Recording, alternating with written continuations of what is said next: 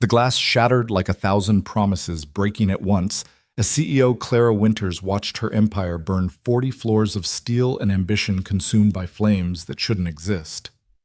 "You're coming with me," growled the maintenance man who'd just kicked down her office door, his Navy SEAL training evident in every calculated movement.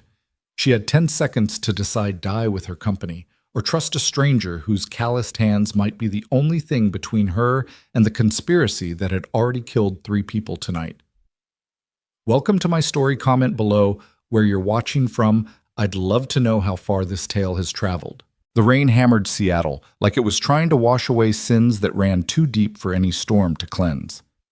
Ethan Reed stood in the basement of the Winters Tower, his maintenance uniform soaked with sweat despite the October chill seeping through the concrete walls. He'd been checking the building's fire suppression system for the 3rd time that week. Something about the readings had been nagging at him, the kind of itch between his shoulder blades that had saved his life more times than he could count during his tours in Afghanistan. "Pressure's dropping again in sectors 7 through 12, he muttered into his radio, though he knew nobody was listening. The night security guard Tommy was probably asleep at his desk, and the cleaning crew wouldn't start their rounds for another hour. It was just him and 42 floors of glass and steel that housed one of Seattle's most powerful tech companies. Ethan ran his flashlight along the pipes, noting the fresh tool marks on the coupling joints. Someone had been here. Recently. His fingers found the tampered valve and his blood went cold. This wasn't negligence or wear, this was sabotage. 40 floors above Clara Winters stood at the floor-to-ceiling windows of her corner office, watching the city lights blur through the rain. At 34, she'd built Phoenix Technologies from a garage startup into a billion-dollar empire, but tonight everything was unraveling. The hostile takeover attempt from Victor Lang's consortium, the board members who'd suddenly turned against her, the leaked documents suggesting financial irregularities that she knew were fabricated but couldn't prove. "Working late again, Clara?" She didn't turn at the voice. Marcus Chen, her CFO and oldest friend, had a key to her office.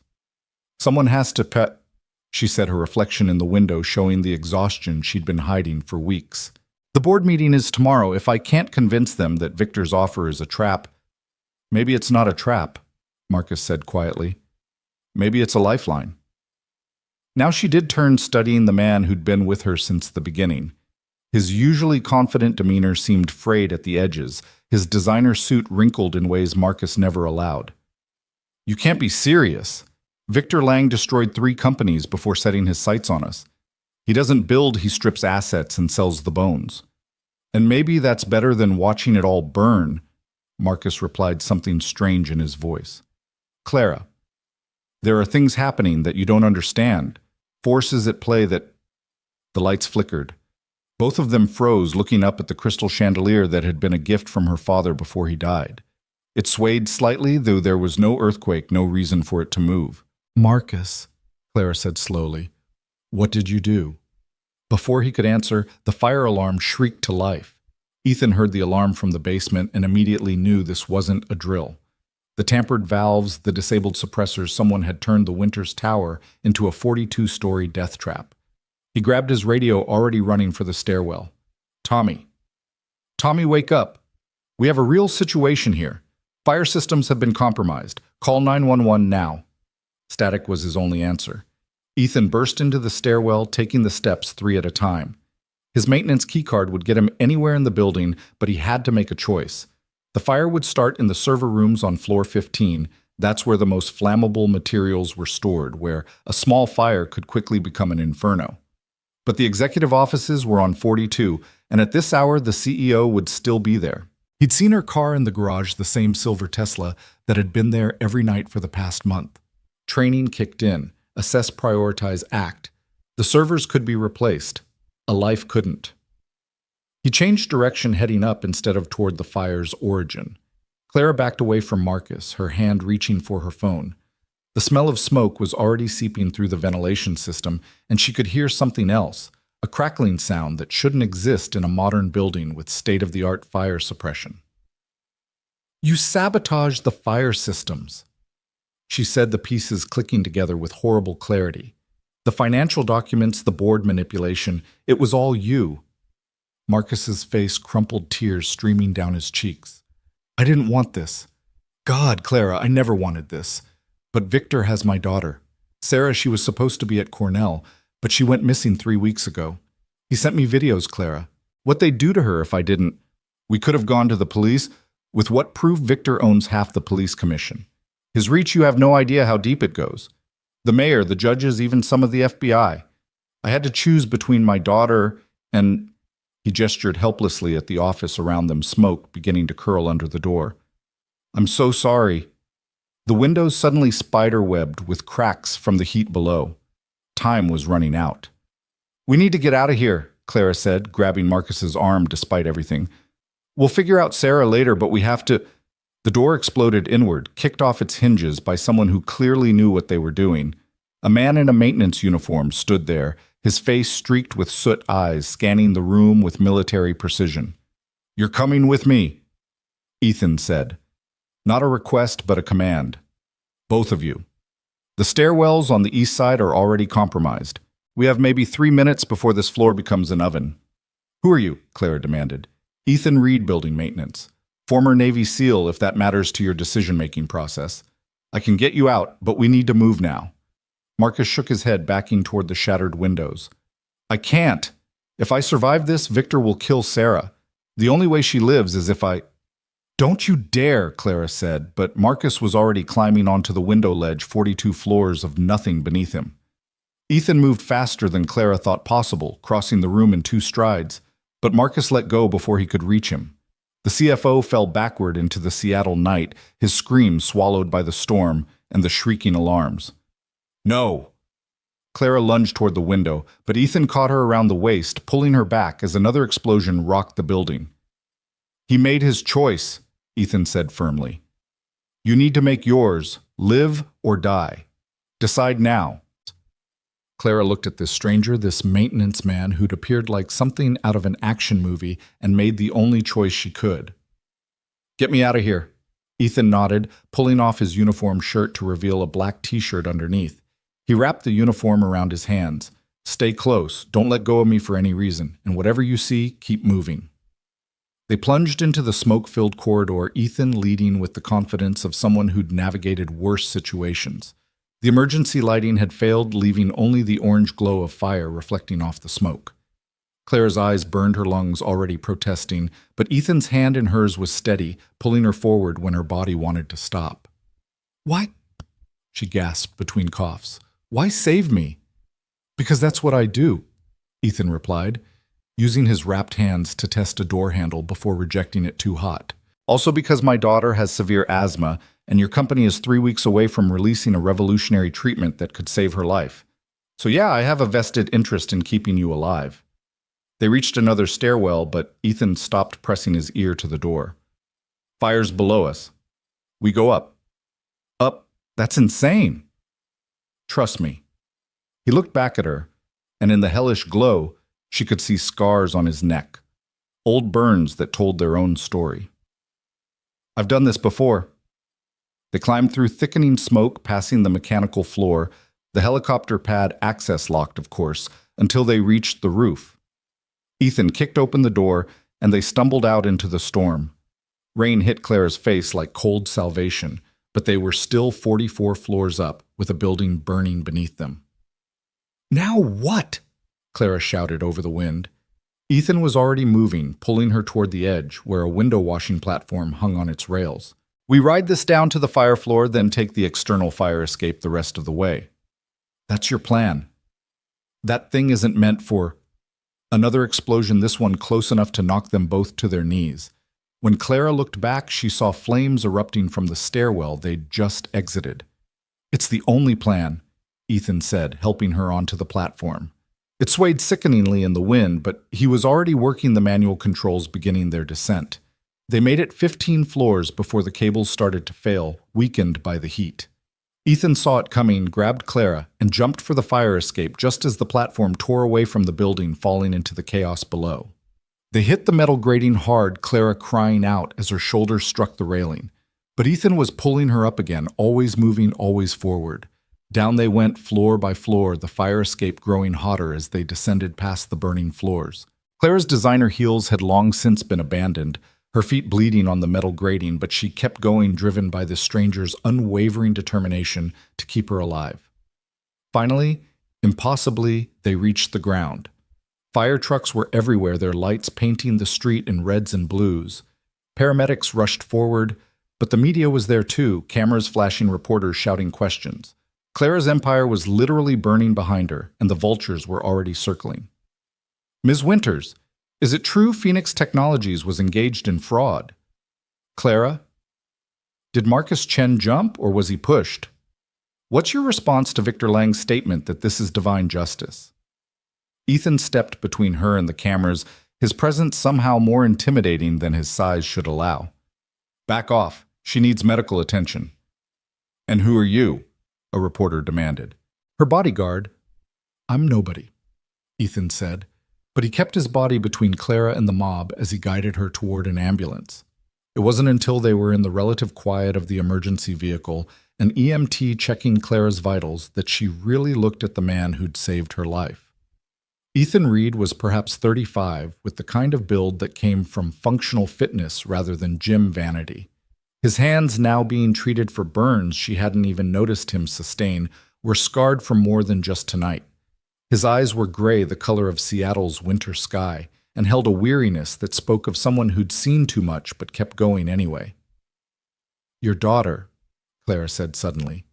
"You said she has asthma." Ethan nodded, wincing as the EMT applied burn cream to his palms. "Sophie, she's 7.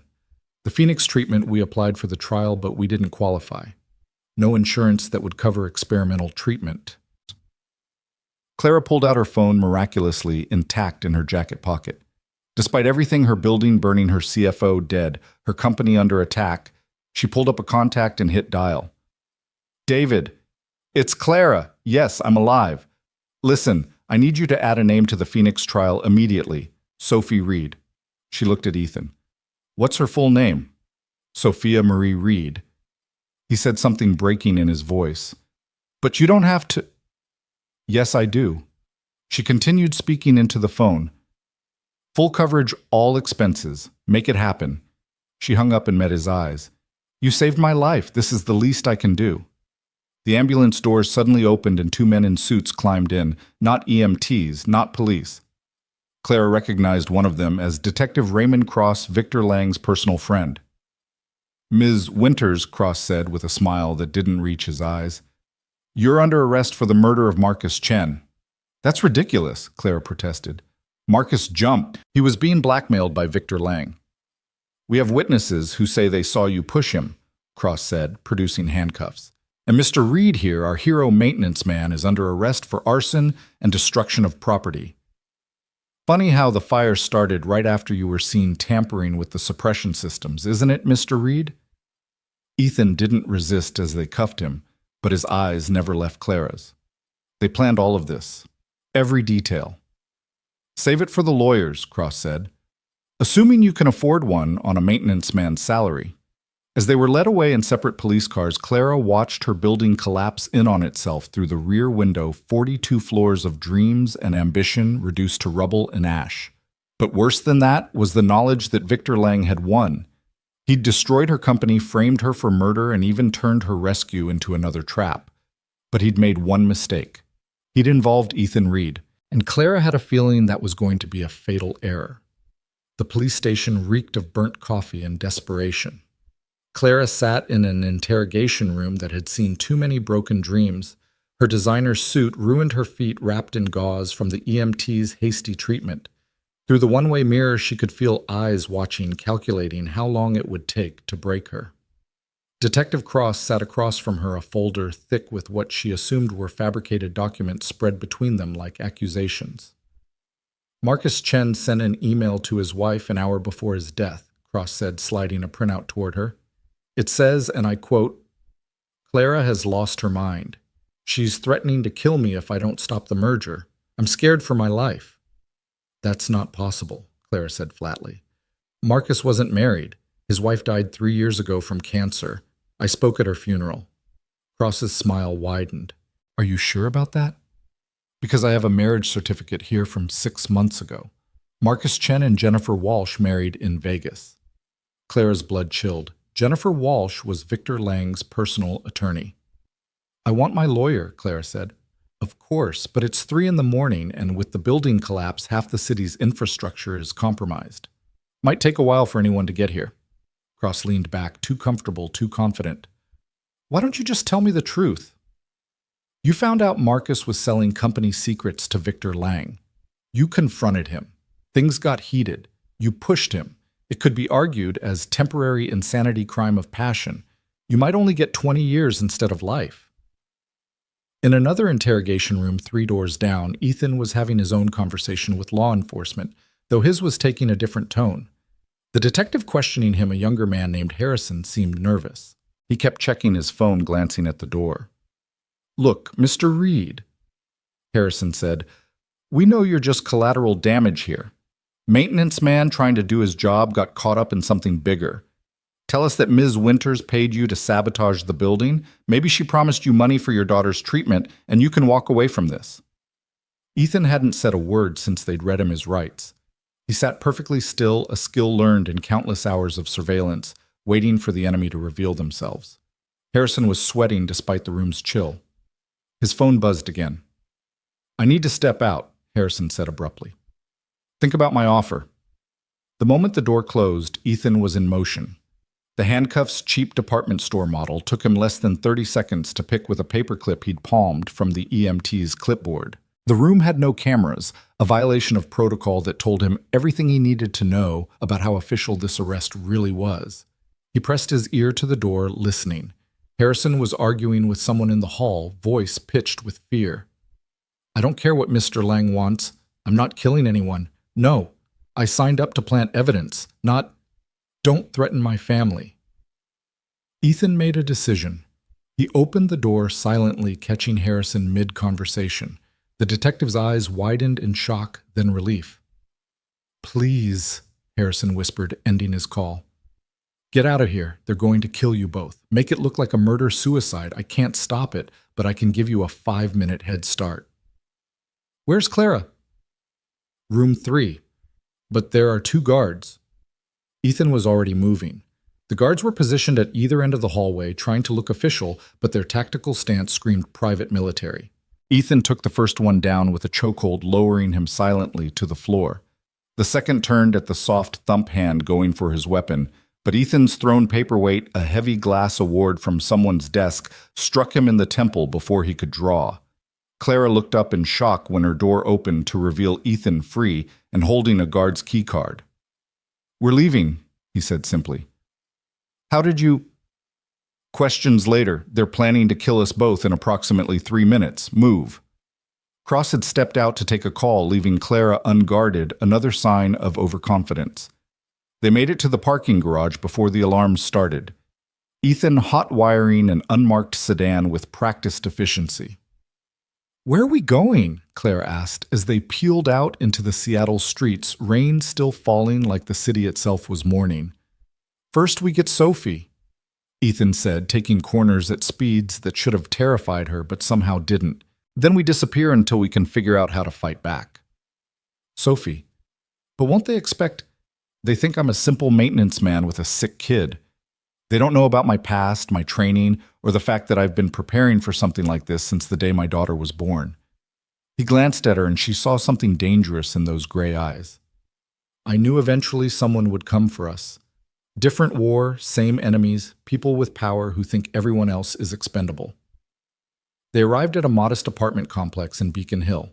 Ethan took the stairs 3 at a time, Clara struggling to keep up. The door to apartment 3B was already open, and Ethan's entire demeanor changed. "Sophie?"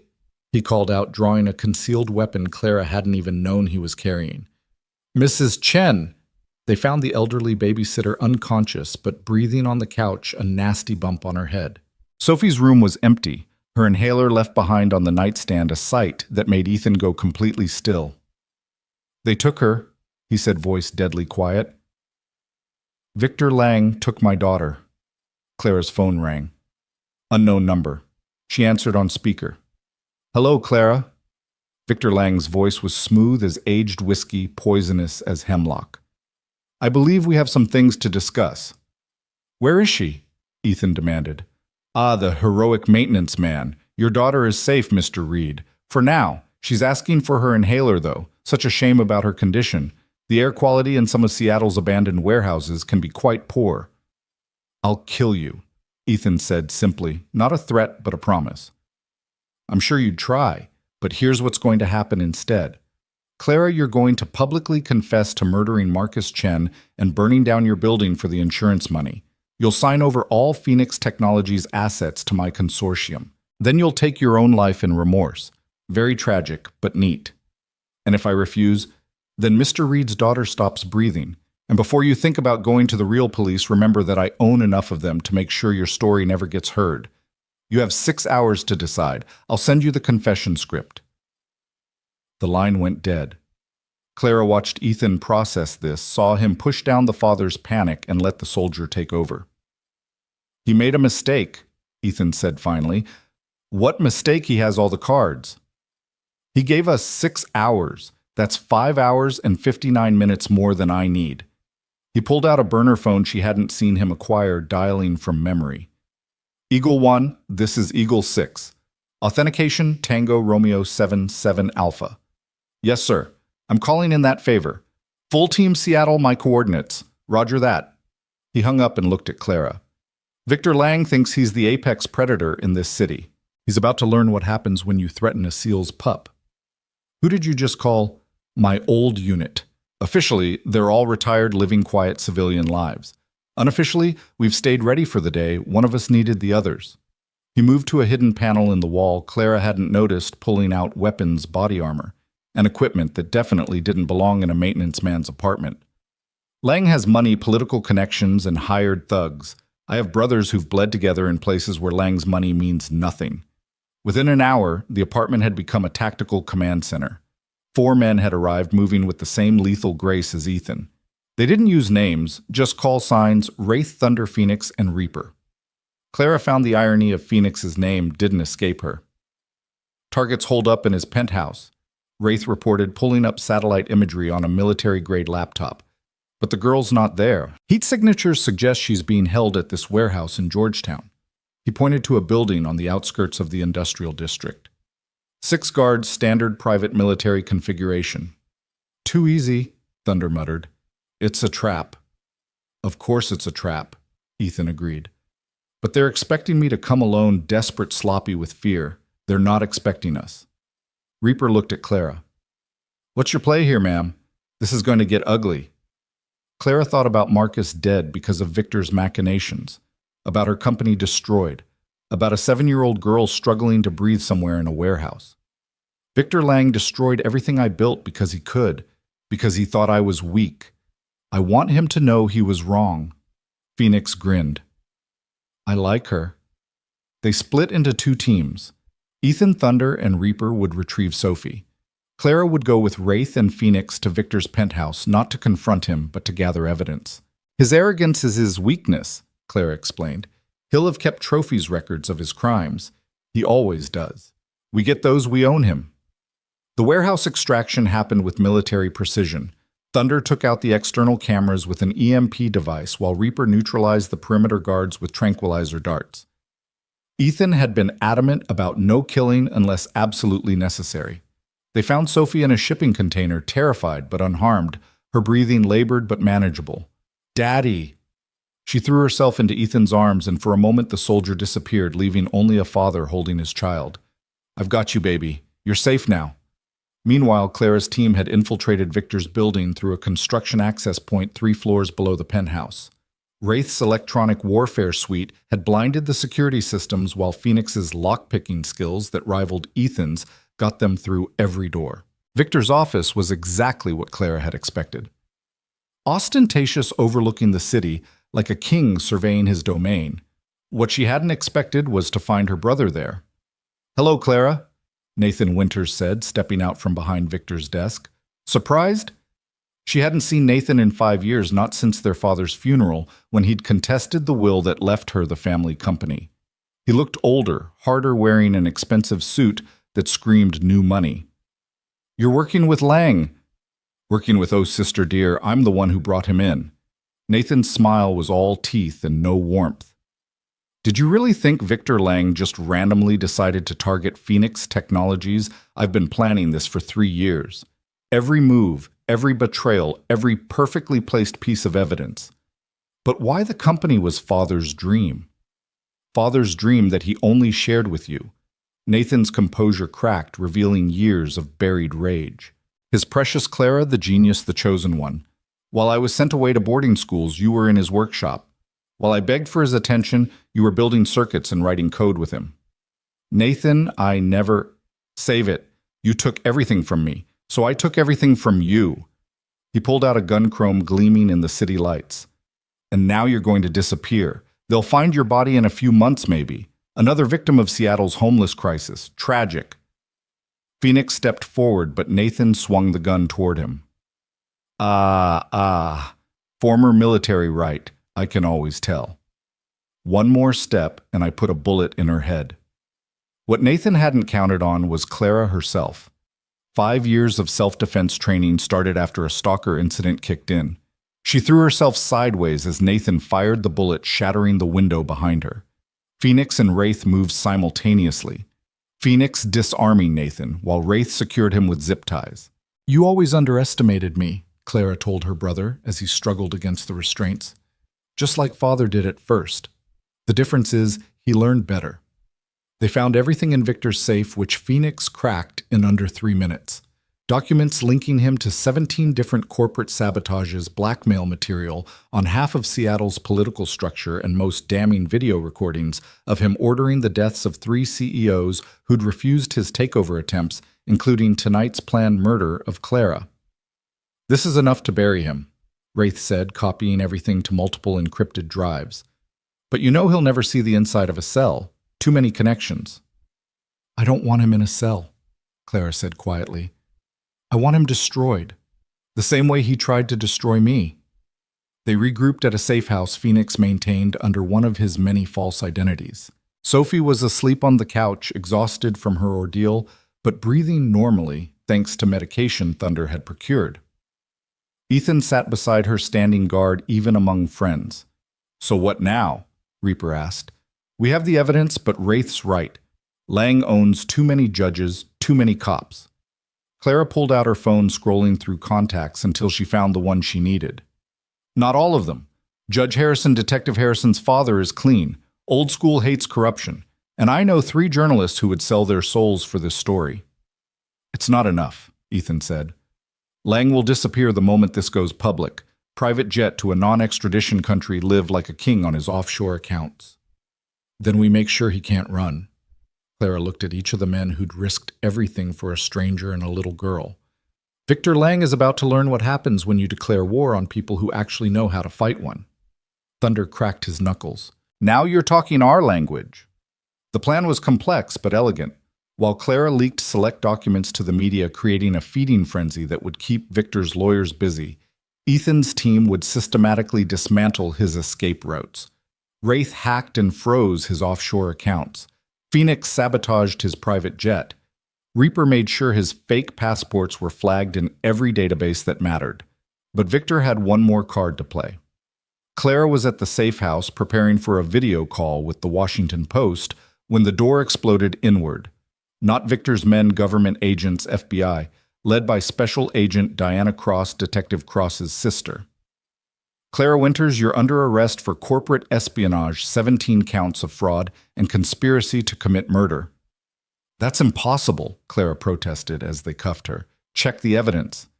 The evidence that mysteriously appeared after you broke out of police custody and kidnapped a child. Diana Cross smiled coldly. Mr. Lang has been very cooperative, providing us with years of documentation about your illegal activities, including how you've been using Phoenix Technologies to launder money for terrorist organizations. Ethan started forward, but Diana had her weapon drawn.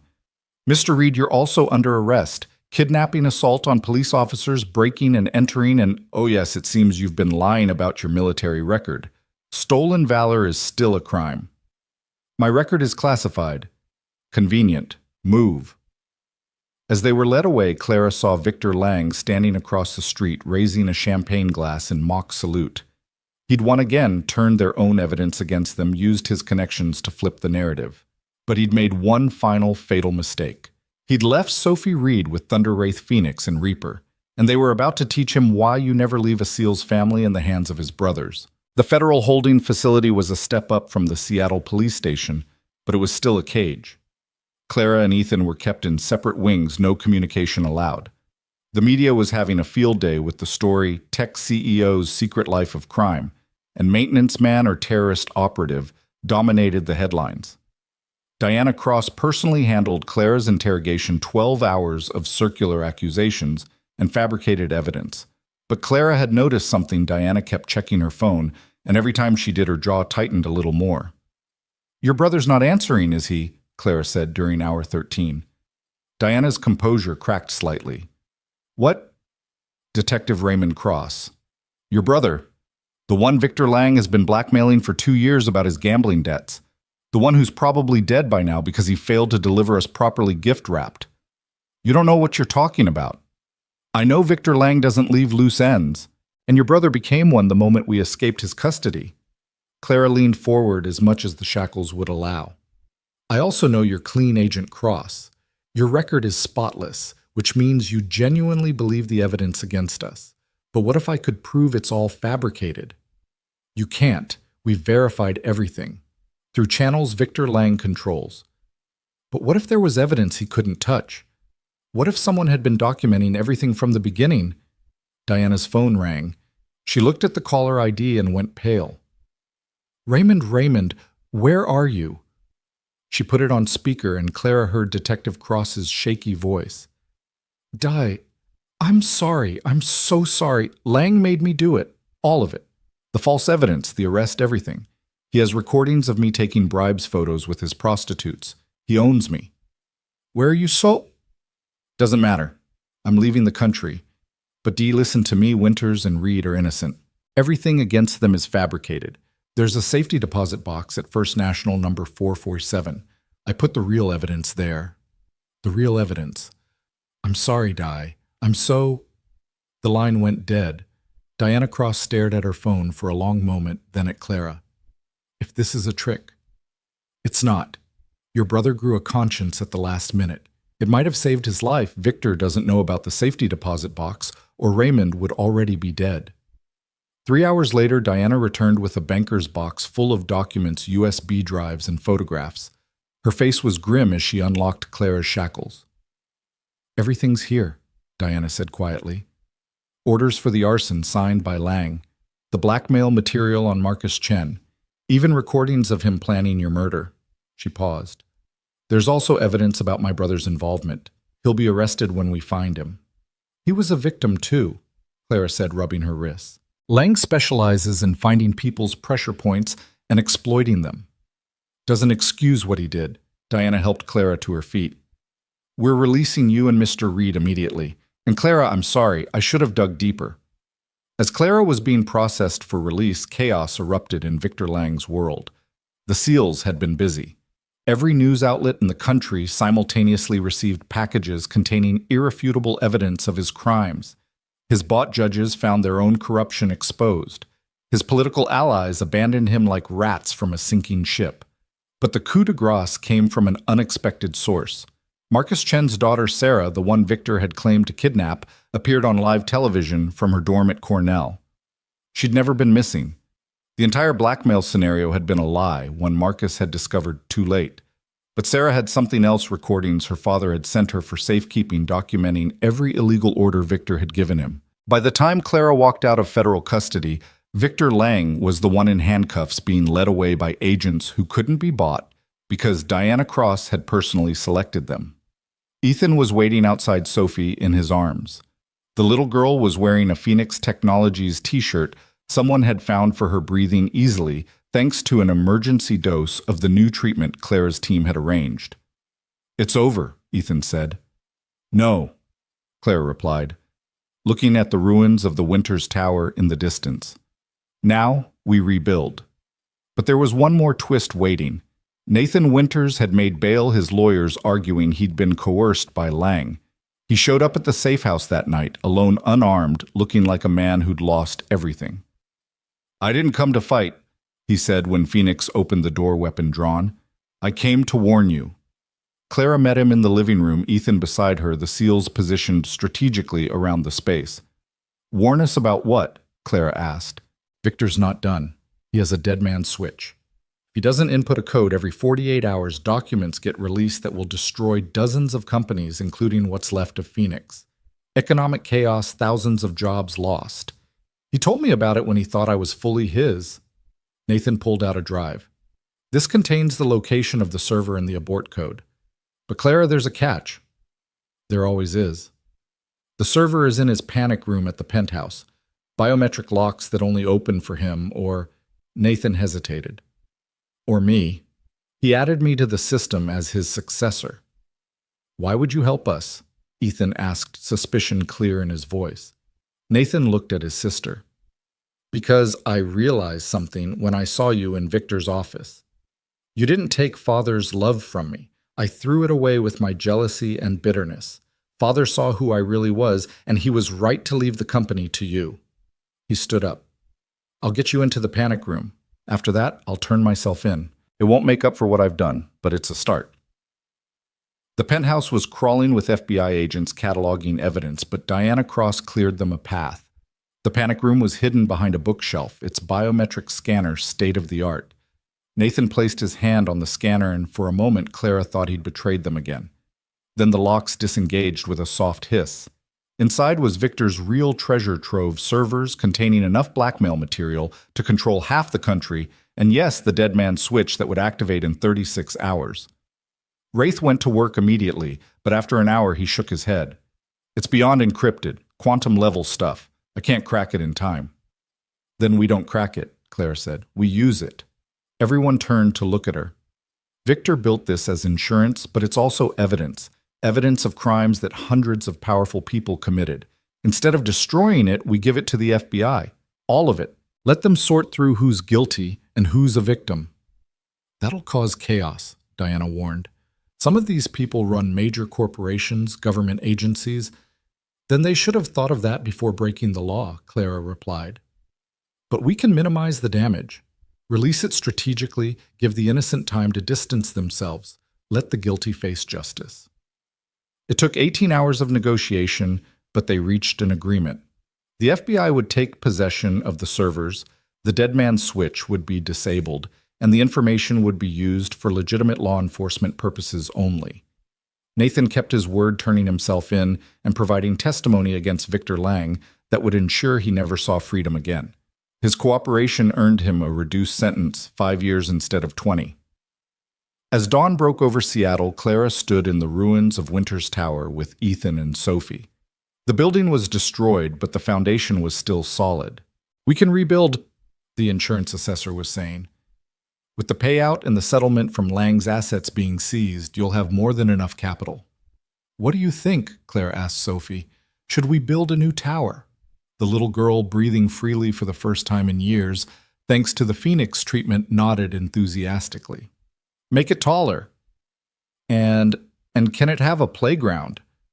For kids who visit a playground in a corporate tower. Ethan laughed. Why not? Clara said. We're rebuilding from scratch. We can build it however we want. She looked at Ethan. I'll need a good head of security, someone who knows the building inside and out. Interested? I'm just a maintenance man, Ethan said with a slight smile. No, Clara replied. You're the man who saved my life, who saved my company, who reminded me that there are still people willing to do the right thing even when it costs them everything. She hesitated, then added, besides, Sophie's going to need continued treatment, and it would be convenient if her father worked for the company providing it. Thunder, who'd been silently standing guard, cleared his throat. If you're hiring, ma'am, I know 4 other guys who might be interested in security positions. Clara looked at the SEALs who'd risked everything for strangers. Phoenix Technologies could use men like you, all of you. 6 months later, the new Phoenix Technologies building held its grand opening.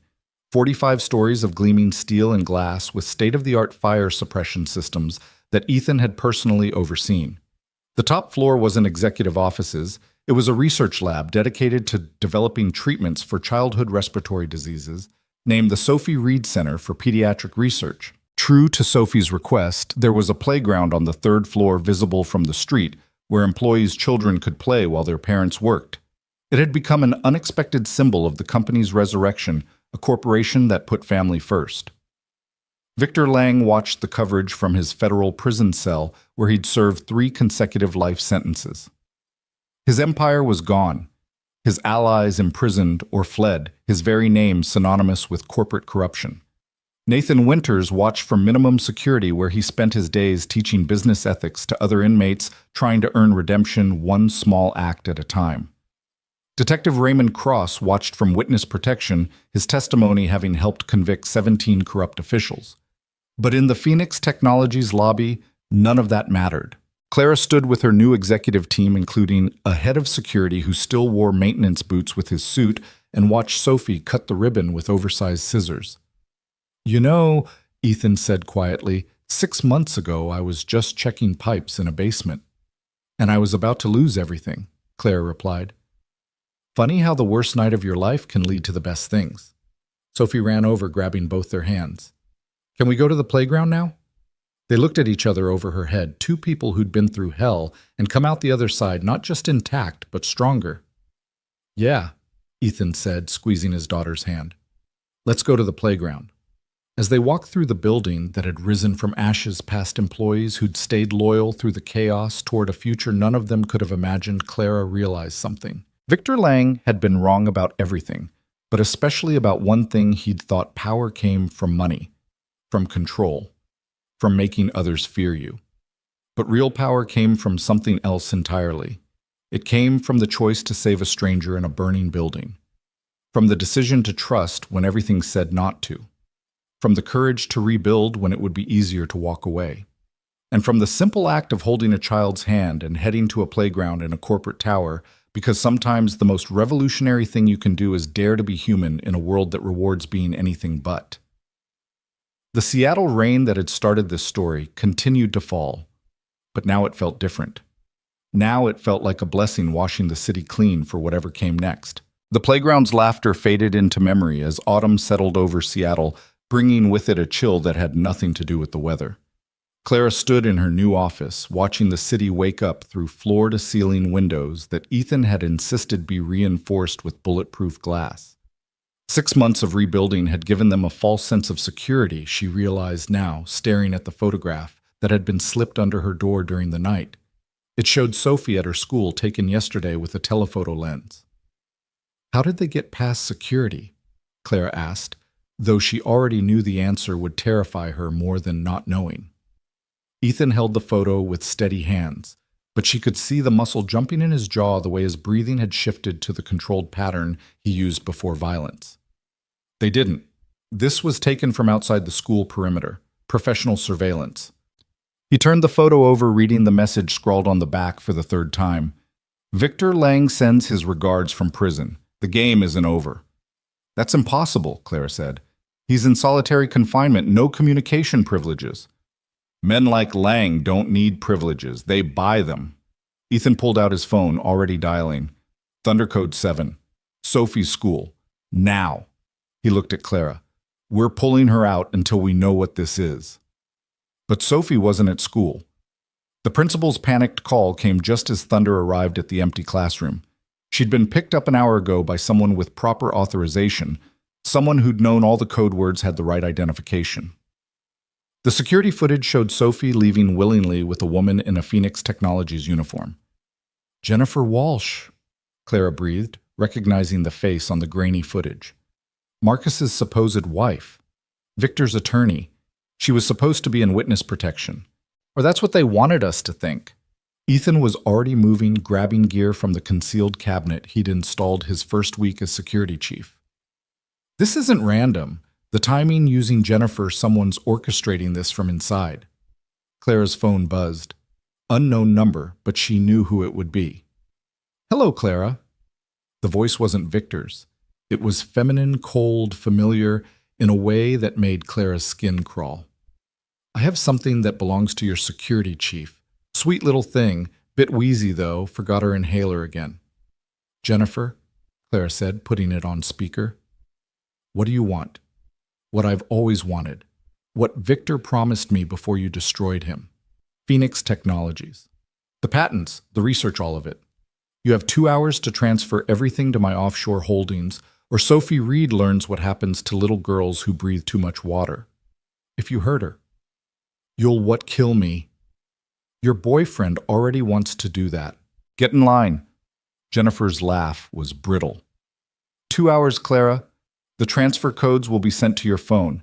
And just so we're clear, if I see a single cop FBI agent or Navy SEAL near me, she dies. I have nothing left to lose. The line went dead. Ethan stood perfectly still for exactly 3 seconds, then exploded into motion. She's lying about something. Jennifer Walsh is a corporate lawyer, not a kidnapper. Someone else is pulling her strings. Does it matter? Clara asked. She has Sophie.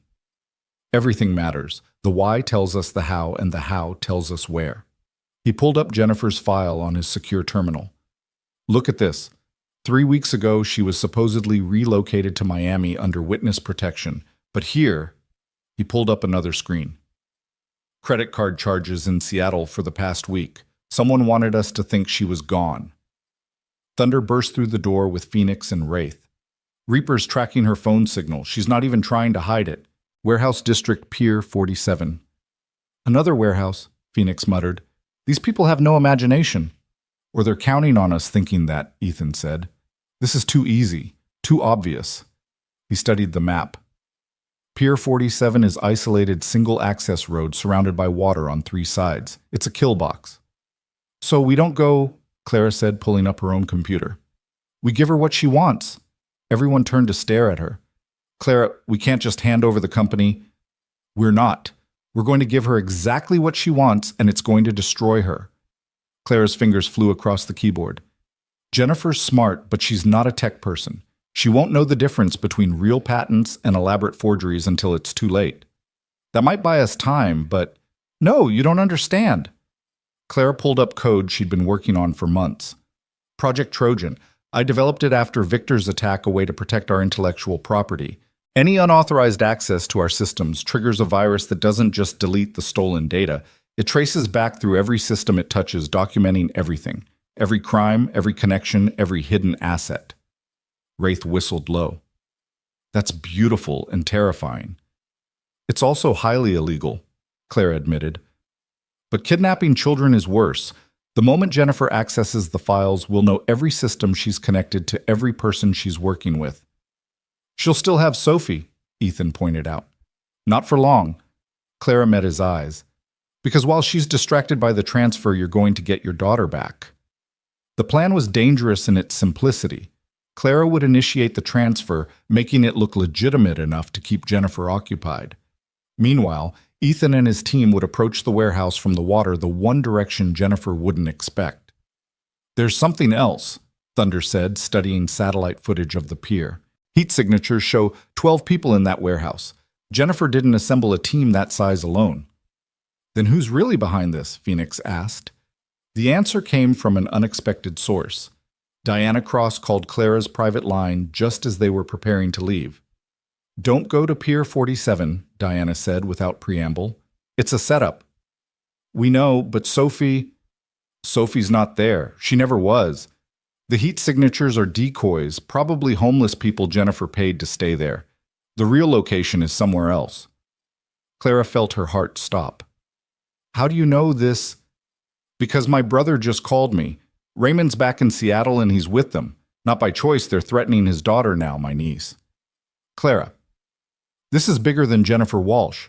Someone's been planning this for months using Victor's imprisonment as cover. Who? I don't know yet, but Raymond managed to send me a partial location before they caught him. Sophie's being held at... The line crackled with static. Medical facility underground. The call dropped. Ethan was already cross-referencing medical facilities with underground levels in Seattle. There are 17 possibilities, but if we narrow it down to ones with connections to Phoenix Technologies... The old Prometheus Labs, Clara said suddenly. We acquired them 3 years ago for their respiratory research. The building's been condemned, scheduled for demolition, but the underground levels were designed for hazardous materials. They're completely sealed with their own ventilation system. Perfect for holding someone with breathing problems, Wraith said grimly. Control the air control, the prisoner. It's also where we stored the original Phoenix prototypes, Clara added. The ones that failed trials because they were too dangerous. Jennifer wouldn't know that, but whoever's really behind this might. They moved out in 2 teams. Clara and Wraith would handle the digital deception, making the transfer look real while tracking every connection. Ethan, Thunder, Phoenix, and Reaper would retrieve Sophie. The Prometheus Labs building stood like a tombstone against the Seattle skyline, its windows dark, its parking lot cracked with weeds pushing through abandoned asphalt. But Ethan's trained eye caught the subtle signs of recent activity. Fresh tire tracks, security cameras that should have been dead but weren't, the too perfect arrangement of debris around the entrance. Perimeter's wired, Reaper reported through comms. Professional job. Someone wants to know we're coming. Let them, Ethan said. Phoenix, you're with me through the loading dock. Thunder and Reaper create noise at the main entrance. Draw them out. They moved like shadows, muscle memory from countless operations guiding them through the darkness. The loading dock's lock had been recently replaced, another sign they were in the right place. Phoenix had it open in seconds.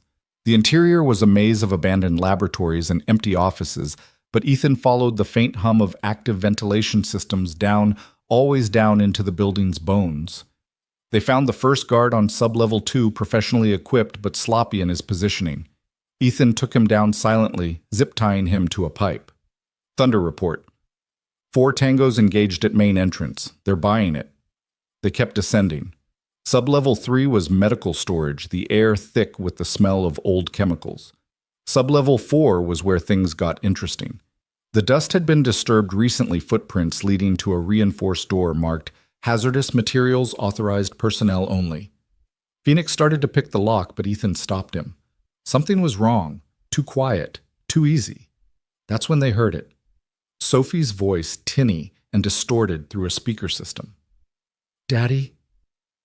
Daddy, I can't breathe right. The air tastes funny.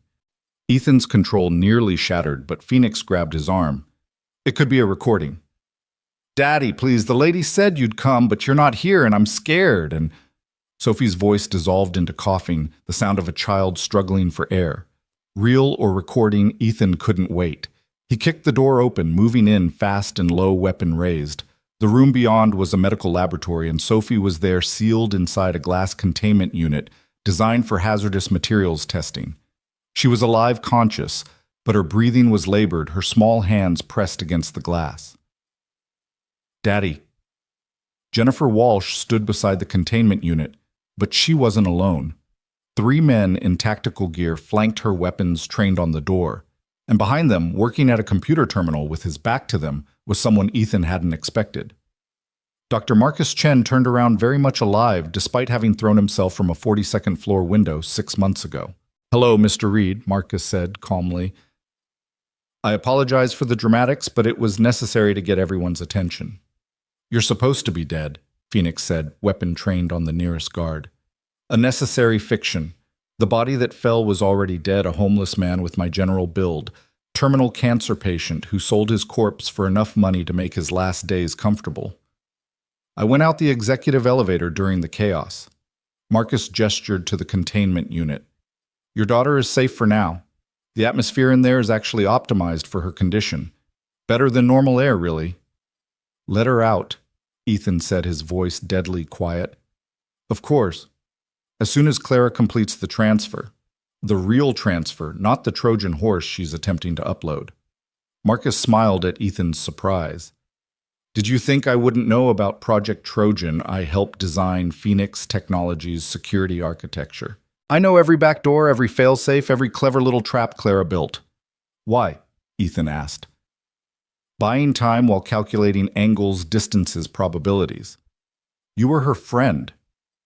I was her employee, Marcus corrected. Watching her take credit for innovations, I contributed to building her empire on foundations I helped lay. But that wasn't even the worst part. The worst part was my daughter. Sarah's safe at Cornell showed. Sarah is dead. Marcus's composure cracked, showing the madness beneath. She died 3 years ago. Drug overdose at a party thrown by Clara's brother Nathan, covered up by the Winters family money. The girl at Cornell is an actress hired by Victor to maintain my cover story. Clara didn't know. Clara didn't care. She was too busy being the genius CEO to notice her best friend was drowning in grief, too focused on her company to see that I'd been replaced by someone who wanted revenge more than anything. He turned back to his computer. But I'm better than Victor. Smarter. I don't just want to destroy Clara's company. I want to take it and transform it into something that would horrify her. Weapons development, chemical warfare applications of her precious Phoenix treatment. Let her name be associated with death instead of healing. Jennifer shifted uncomfortably. Marcus, you said no one would get hurt. No one important will get hurt, Marcus replied dismissively. The girl's just leverage. Once I have what I need, she can go back to her father, probably. That probably was all Ethan needed to hear. He shot the nearest guard with a tranquilizer dart, while Phoenix took the second. The third managed to fire, but Ethan was already moving, pulling the man's arm up so the bullet struck the ceiling. Thunder and Reaper burst through the door behind them, having cleared the upper levels. Jennifer dropped her weapon immediately, hands raised. I'm out. This isn't what I signed up for. But Marcus was faster than anyone expected.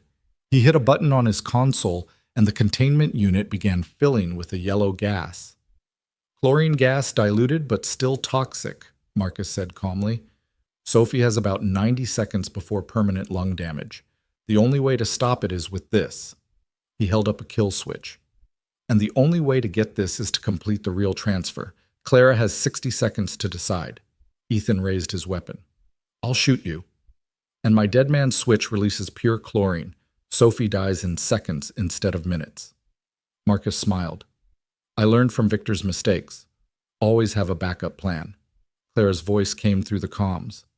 Ethan, I can see everything through your body cam. Tell him I'll do it. Clara, no. It's just a company, Ethan. Sophie's a life. Her voice was steady, but he could hear the pain beneath. Marcus, you win. Sending the real transfer now. Marcus watched his screen smile widening as the progress bar filled. See how easy that was? All this could have been avoided if Clara had just... The lights went out. In the darkness, Ethan heard glass shatter. Emergency lighting kicked in a second later, revealing Diana Cross and a full FBI tactical team. The containment unit was broken. Sophie and Diana's arms being rushed to a waiting medical team. The kill switch was in pieces on the floor, destroyed by a sniper's bullet through the window Ethan hadn't even noticed. Marcus Chen, you're under arrest for kidnapping, attempted murder, and about 30 other charges I'll think of on the way to booking, Diana said. Marcus laughed wild and broken. You're too late. The transfer's complete. I own Phoenix Technologies now. No, Clara said, walking into the room with Wraith beside her. You own a shell company I created 6 months ago. Phoenix Technologies was never incorporated in Delaware like you thought. That was another fiction. The real company is held in a trust protected by so many legal layers it would take years to untangle. But the patents are all filed under my personal name, not the company's. Another lesson learned from Victor's attack. Clara looked at her former friend with a mixture of pity and disgust. I'm sorry about Sarah, Marcus. I'm sorry I didn't see your pain, but this ends now. Marcus lunged for something on the desk, a gun, a weapon. It didn't matter. Ethan's fist connected with his jaw before he could reach it, dropping him cold. Sophie, Ethan called out, already moving toward the medical team. She's okay, Diana assured him. The gas was mostly theatrical, scary but not concentrated enough to cause real damage, though I'd like to know how you knew to call us. Clara and Ethan exchanged glances. They hadn't called anyone. If you didn't call them, Ethan said slowly, then who? I did, Nathan Winters said, stepping out from behind the FBI team. He was wearing an ankle monitor, clearly on supervised release. My lawyer got me a deal. Early release in exchange for helping take down Marcus. I've been feeding information to Agent Cross for weeks. You knew Marcus was alive? Clara asked. Suspected. Some financial irregularities that only made sense if he was still moving money. Plus, I knew about Sarah's real death. I was there that night, Clara. I tried to save her, but... He shook his head. I've been living with that guilt for 3 years. When I realized Marcus was using it as justification for revenge, I had to act. Why help us? Ethan asked, still suspicious. Because I've had 6 months to think about what I almost became, Nathan replied. And because someone needs to stop the cycle of revenge before it destroys everyone. Sophie's cough brought Ethan's attention back to what mattered. She was breathing normally now, the Phoenix treatment having strengthened her lungs enough to handle the stress. But she was scared, clinging to him as the medical team checked her over. I want to go home, Sophie whispered. We will baby. We're going home. But home had become a complicated concept. The safe house was compromised, Ethan's apartment was too vulnerable, and Clara's penthouse felt like a fortress built for one. Stay with me, Clara said quietly, watching Sophie curl against her father. Both of you, I have plenty of room, and after today, I don't want to be alone. It wasn't a romantic invitation, not yet. It was two people who'd been through hell recognizing they were stronger together than apart. Ethan nodded, and something shifted between them, a possibility neither was ready to name. The aftermath was messier than the crisis. Marcus's conspiracy had tentacles reaching into Phoenix Technologies' structure employees who'd been turned or bought. Clara spent weeks cleaning house, rebuilding trust, ensuring nothing like this could happen again. Jennifer Walsh cut a deal testifying against Marcus in exchange for a reduced sentence. She revealed the full extent of the plan. Marcus had been planning this for 2 years, using Victor's attack as cover for his own revenge scheme. Detective Raymond Cross came out of hiding to testify as well, his courage in warning Diana having earned him a degree of redemption, though not forgiveness. Through it all, Ethan and Sophie stayed at Clara's penthouse. What started as a temporary arrangement began to feel permanent. Sophie's toys appeared in the living room. Ethan's coffee mug claimed a spot in the kitchen. Clara found herself looking forward to their shared dinners, to Sophie's homework sessions at the dining table, to the quiet evenings when Ethan would read to his daughter while Clara worked nearby, just enjoying the sound of their voices. 3 weeks after Marcus's arrest, Clara was working late in her home office when Ethan knocked on the door. Sophie's asleep, he said. Thought you might want some company. She looked up from her screen, seeing him holding 2 cups of tea. He'd learned her preference for chamomile when stressed. I'm not great company right now. The board wants a full security review. The FDA is questioning the Phoenix trials because of Marcus's sabotage. And somehow the media thinks this is all my fault. It's not, Ethan said, simply setting the tea beside her. None of it is. I should have seen Marcus's pain. Should have known. Stop. He turned her chair to face him. I've played that game. Should have seen the IED. Should have saved more of my squad. Should have been a better husband, so maybe my ex-wife wouldn't have left. Should have is poison, Clara. It'll eat you alive if you let it. She looked at him, really looked at him, the scars he carried visible and invisible. The strength that wasn't just physical but emotional, spiritual even. How do you do it?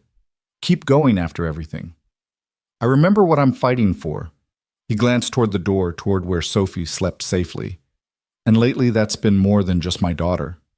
The admission hung between them, fragile and important. Ethan, Clara started, but he shook his head. I'm not asking for anything, just wanted you to know. Whatever this is, whatever we're building here, it matters to me. You matter to me. Before she could respond, alerts started flooding her screen. Someone was attempting to access Phoenix Technologies' servers using Marcus's old credentials. That's impossible, Clara said, fingers flying across the keyboard. We locked everything down. But the attack was sophisticated, using backdoors even Clara hadn't known existed. Within minutes, they were locked out of their own systems. A video call request appeared on her personal laptop. Against her better judgment, she accepted it. Victor Lang's face filled the screen broadcast from his prison cell. Hello, Clara. Hello, Mr. Reed. I thought it was time we had a chat about the future. How are you? Making this call. Having computer access. Orchestrating everything from in here. Victor smiled. Money, dear Clara. Unlimited money and the knowledge of where bodies are buried.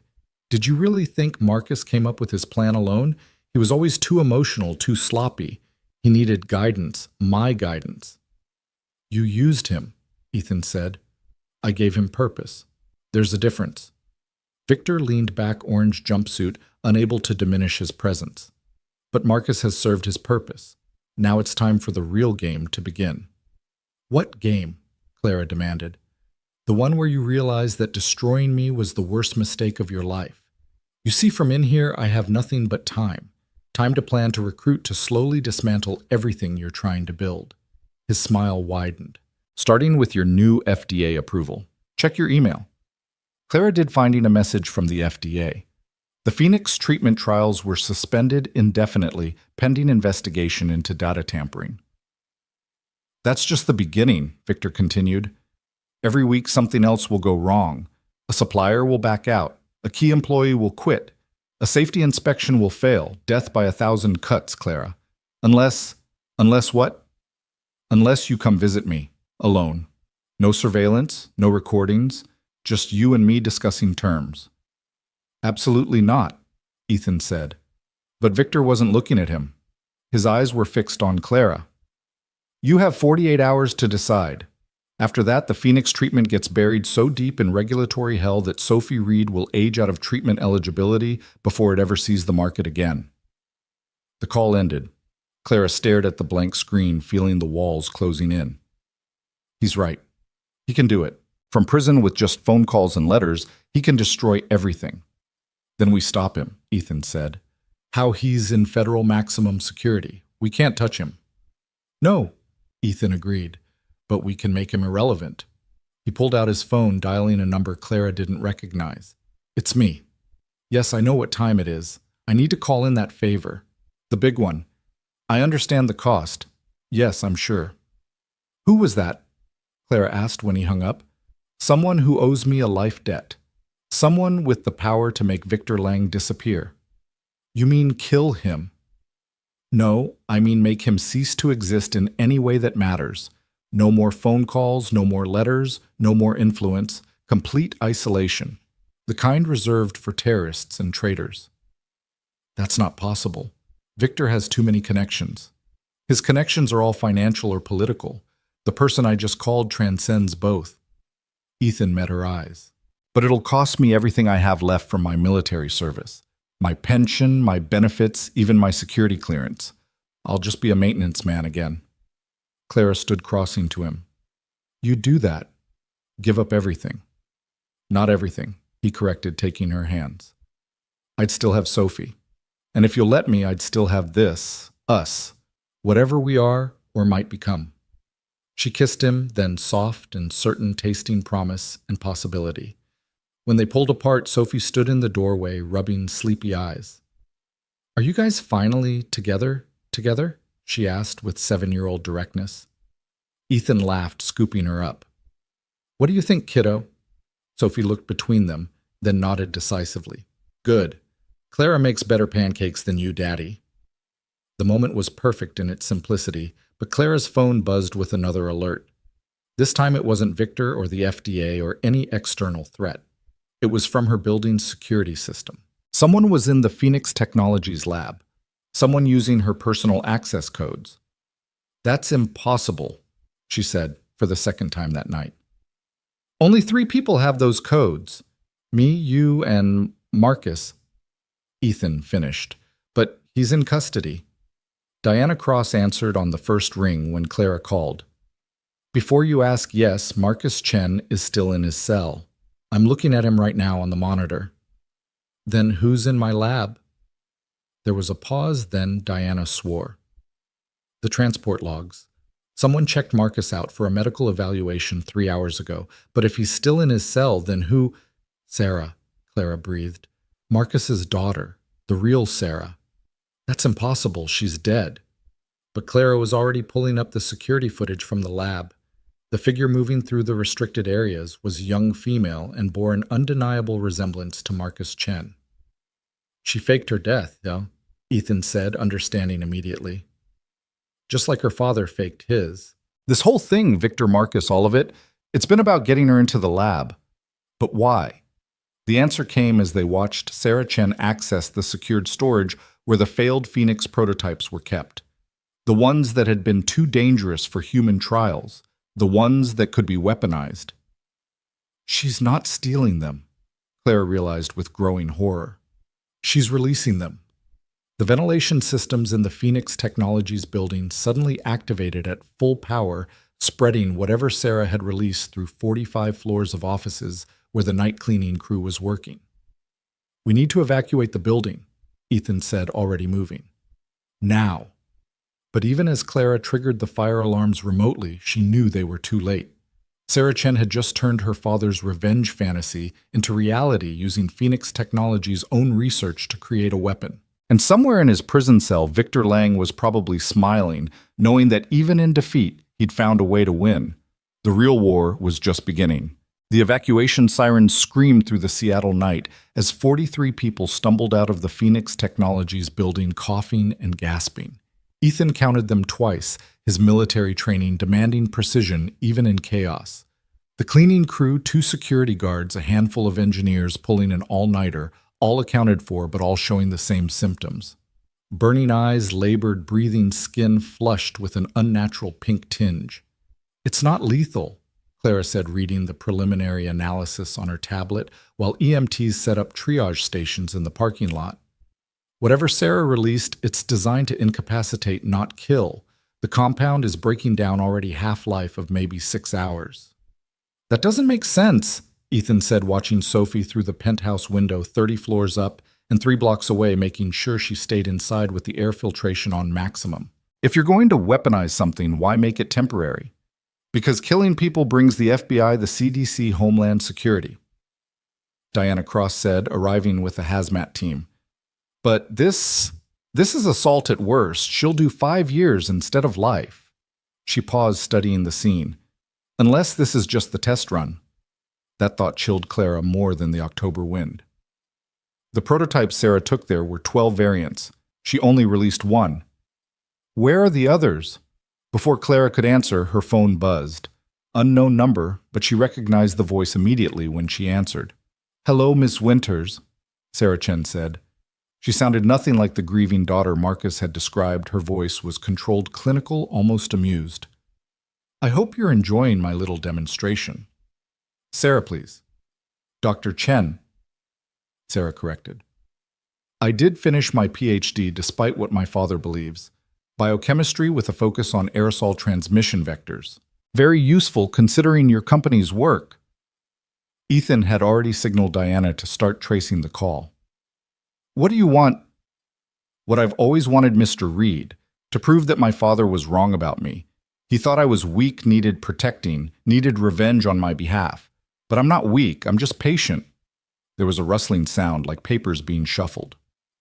"I've been watching you all for 3 years, watching Clara build her empire on research my father contributed to, watching Victor Lang play his power games, watching my father plan his elaborate revenge, all of them missing the real opportunity." "Which is?" Clara asked. "Phoenix Technologies has created something that could change the world, a treatment that repairs damaged lung tissue at the cellular level. Do you have any idea what that means? Not just for asthmatics like sweet little Sophie, but for everyone." Sarah's voice took on an edge of excitement. "Soldiers exposed to chemical weapons, cities choking on pollution, the millions who'll need new lungs as climate change accelerates. You're sitting on the cure for the 21st century's biggest health crisis, and you're doing what with it? FDA trials, regulatory approval, corporate bureaucracy. We're ensuring it's safe." "Safe?" Sarah laughed. "Like the variant I just released was safe." "That was Phoenix 3.0. Ms. Winters, your failed prototype that you locked away because it caused temporary respiratory distress. But what you didn't realize, what your limited testing never discovered, is that the distress is followed by enhancement. Those 43 people. In 6 hours, when the compound fully metabolizes, they'll have lung capacity 20% above baseline. They'll breathe easier than they have in years." Clara pulled up the Phoenix 3.0 files, scanning the data with new eyes. Sarah was right. The initial distress response had caused them to abandon the formula. But if it led to enhancement afterward— "You experimented on innocent people," Ethan said flatly. "I gave them a gift, for free. No insurance companies, no prescriptions, no corporate profit margins. Just healing." Sarah's tone hardened.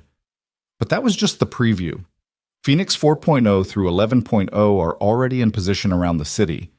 Water treatment plants, HVAC systems in major buildings, Even the ventilation for the Seattle Underground tour. One command from me and the entire city becomes my test group. That's terrorism, Diana said loudly enough for the phone to pick up. That's revolution, Sarah countered. But I'm not unreasonable. I'll give you a choice, Clara. Release the Phoenix formula, all of it, every variant, completely open source, or I'll do it for you. Literally. Into the air, Seattle breathes. People could die, Clara protested, without proper dosing medical supervision. Fewer people than die waiting for FDA approval while you protect your profit margins. You have 24 hours to decide. Oh, and don't bother trying to find the devices. There are hundreds, and they're all on independent triggers. Remove one. The others activate immediately. The call ended, leaving them staring at each other in the parking lot while emergency crews worked around them. We have to find her, Ethan said. We have to find the devices, Diana countered. If she's telling the truth about the triggers, she is, Clara said quietly. Sarah Chen didn't fake her death and spend 3 years planning this to bluff now. She looked at the Phoenix building, its lights still flashing with evacuation warnings. She's right about one thing. We have been slow, cautious. People have died waiting. Clara, you can't seriously be considering. I'm considering everything. Clara cut Ethan off, including the fact that my technology is about to be used as a weapon whether I cooperate or not. They established a command center in Clara's penthouse. The living room transformed into a war room with computers, maps, and the combined resources of the FBI, Phoenix Technologies, and Ethan's SEAL team.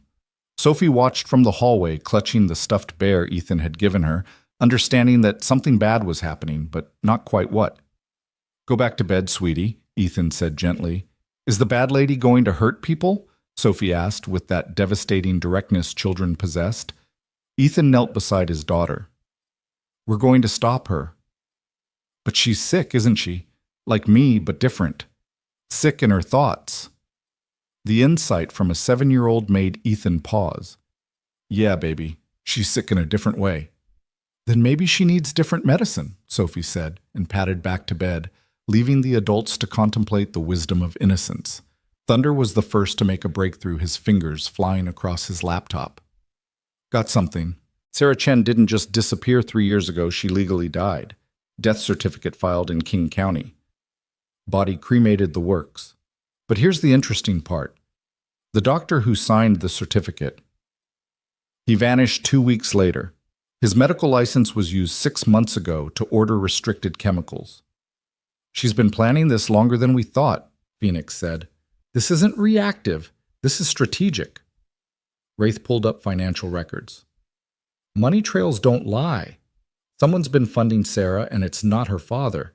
These transactions go back 5 years before Marcus even started his revenge plot. Clara leaned over his shoulder, recognizing the routing numbers. Those are Victor Lang's shell companies. But why would he fund Sarah before any of this started? Because Victor plays the long game, Ethan said, understanding clicking into place. He didn't just want to destroy you, Clara. He wanted to own what came after. Sarah was his backup plan. If he couldn't take Phoenix Technologies legally, she'd take it literally. But that doesn't make sense, Diana protested. Victor's in prison. He gains nothing from this. Clara's laptop chimed with an encrypted message. She opened it carefully. Wraith scanning for viruses. It was a video file time-stamped an hour ago. Victor Lang sat in what was clearly not a prison cell, but a luxurious office. He was wearing an expensive suit, not an orange jumpsuit, and behind him, through floor-to-ceiling windows, was a view of Hong Kong's skyline. Hello, Clara, Victor said, smiling that predator's smile she'd grown to hate. By now you've realized that the man in federal prison isn't me, but a very well-paid double. Amazing what desperate people will do for their family's financial security. I've been in Hong Kong for 3 months watching waiting orchestrating. Ethan's phone was already out calling his contact. The isolation order will be served on a man who looks like me but isn't me, Victor continued as if he could hear them. Sarah Chen is brilliant, isn't she? Wasted on her father's pedestrian revenge fantasies. I gave her purpose, resources, and most importantly, freedom to realize her vision. Which is, Clara asked the recording, though she knew it couldn't answer. But Victor had anticipated the question. To prove that the old order is obsolete. Corporations, governments, regulatory bodies, all the structures that slow progress and concentrate power. Sarah's going to democratize breathing, Clara. Force your hand to release what you've been hoarding. And when she does, when Phoenix Technologies' patents become worthless, I'll be there to build something new from the ashes. Again.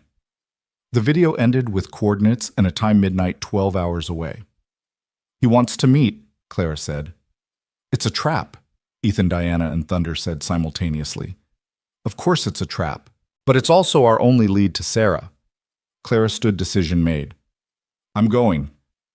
Not alone, Ethan said firmly. He'll expect you, any of you, but he won't expect this. She picked up her phone, scrolling to a contact she hadn't used in over a year. Marcus? It's Clara. We need to talk about your daughter. The Federal Holding Facility's visiting room was sterile and watched, but Marcus Chen looked like he'd aged a decade in the weeks since his arrest. When he saw Clara, his expression cycled through shame, anger, and finally settled on exhaustion. She's alive, Clara said without preamble. Sarah, she's alive, and she's about to do something terrible in your name. Marcus's face went white. That's impossible. I saw her body. I identified her. You saw what she wanted you to see, just like you showed us what we expected to see when you died. Clara slid the tablet across the table, showing him the security footage of Sarah in the Phoenix lab. She's been planning this for years, Marcus, using your grief, your anger as cover for her own agenda. Marcus stared at his daughter's image, tears streaming down his face. My God, what have I done? You can help us stop her. How I'm in here, she's out there, and clearly I never knew her at all. But you know how she thinks. You trained her, Marcus. All those years in the lab together, all those late nights discussing theory, you shaped her mind. Clara leaned forward. Where would she go? What would be her end game? Marcus was quiet for a long moment, then spoke slowly. Sarah always believed science should be pure. No patents, no profits, no barriers between discovery and application.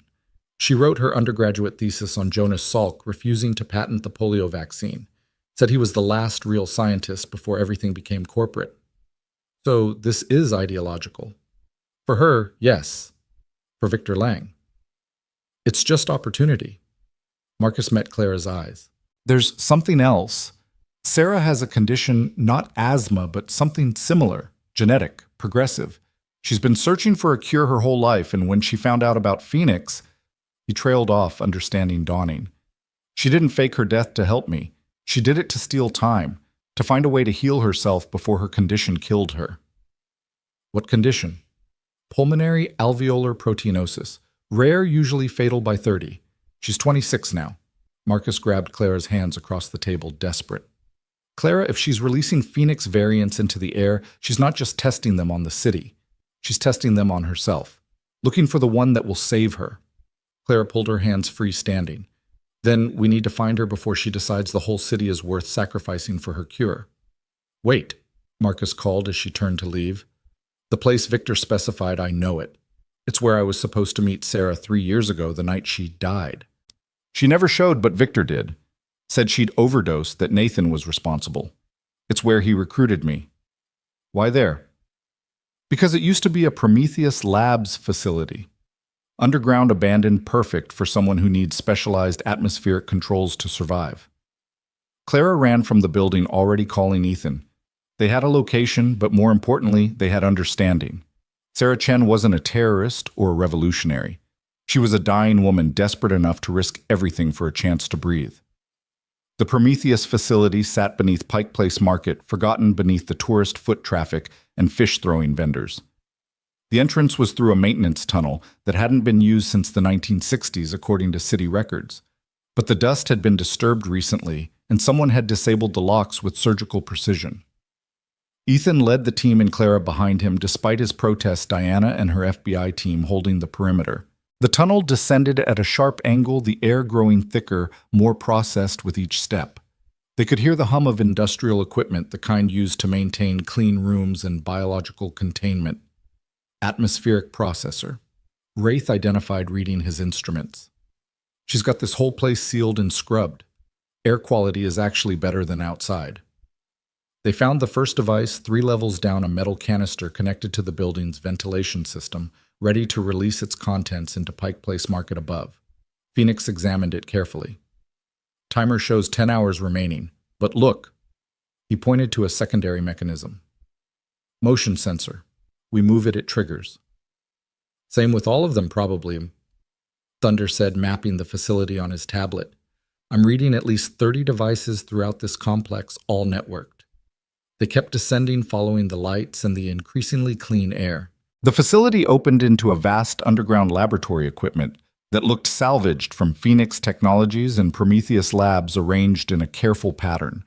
At the center, in a clean room behind glass walls, Sarah Chen worked at a computer terminal. She was smaller than Clara had expected, thin to the point of frailty, with an oxygen cannula running to a tank beside her chair. When she turned to face them, Clara could see the family resemblance to Marcus, but also something else, the desperate brilliance of someone running out of time. "Miss Winters," Sarah said through the intercom, her voice slightly breathless. "Mr. Reed, I wasn't expecting you so soon." "It's over, Sarah," Diana called out, weapon drawn but not aimed. "Disable the devices and come out." Sarah laughed, triggering a coughing fit that lasted 30 seconds. When she recovered, there was blood on the tissue she'd used. "Over, Agent Cross, I'm dying. It's been over for me since I was diagnosed at 14. This is just the epilogue." "Your father thinks you're dead," Clara said, approaching the glass. "He's been destroying lives trying to avenge you." "My father was always too emotional, too focused on human connections instead of scientific truth." Sarah turned back to her computer. "Did you know your Phoenix formula is only 3 molecular adjustments away from curing my condition? 3 tiny changes and I could breathe normally, live normally, have a normal lifespan." "Then let us help you," Clara offered. "Disable the devices, work with us, and we'll find those 3 adjustments together." "Together," Sarah repeated mockingly. "Like you worked together with my father, using his ideas, his research, then pushing him aside when he became inconvenient. That's not what happened, isn't it?" Sarah pulled up files on her screen. "I have everything, Ms. Winters. Every email, every lab note, every stolen moment of inspiration that you claimed as your own. My father was weak accepting his role as your shadow. But I won't be anyone's shadow." She hit a key. An alarm started blaring throughout the facility. 9 hours early, but who's counting?" Sarah said, standing with effort. "The devices are activating. In 60 seconds, Seattle becomes the world's largest clinical trial." Ethan moved toward the glass, but Sarah held up a dead man's switch. "Break the seal on this room, and I release everything at once. No controlled dispersal, just 12 Phoenix variants flooding the air simultaneously. Most people will survive. Some won't. Do you want that on your conscience?" "You're bluffing," Diana said. "Agent Cross, I spent 3 years planning this. I faked my own death, manipulated my father, partnered with Victor Lang, and built all of this while dying by degrees. Do I strike you as someone who bluffs?" The countdown on her screen showed 45 seconds. "There has to be another way," Clara said desperately.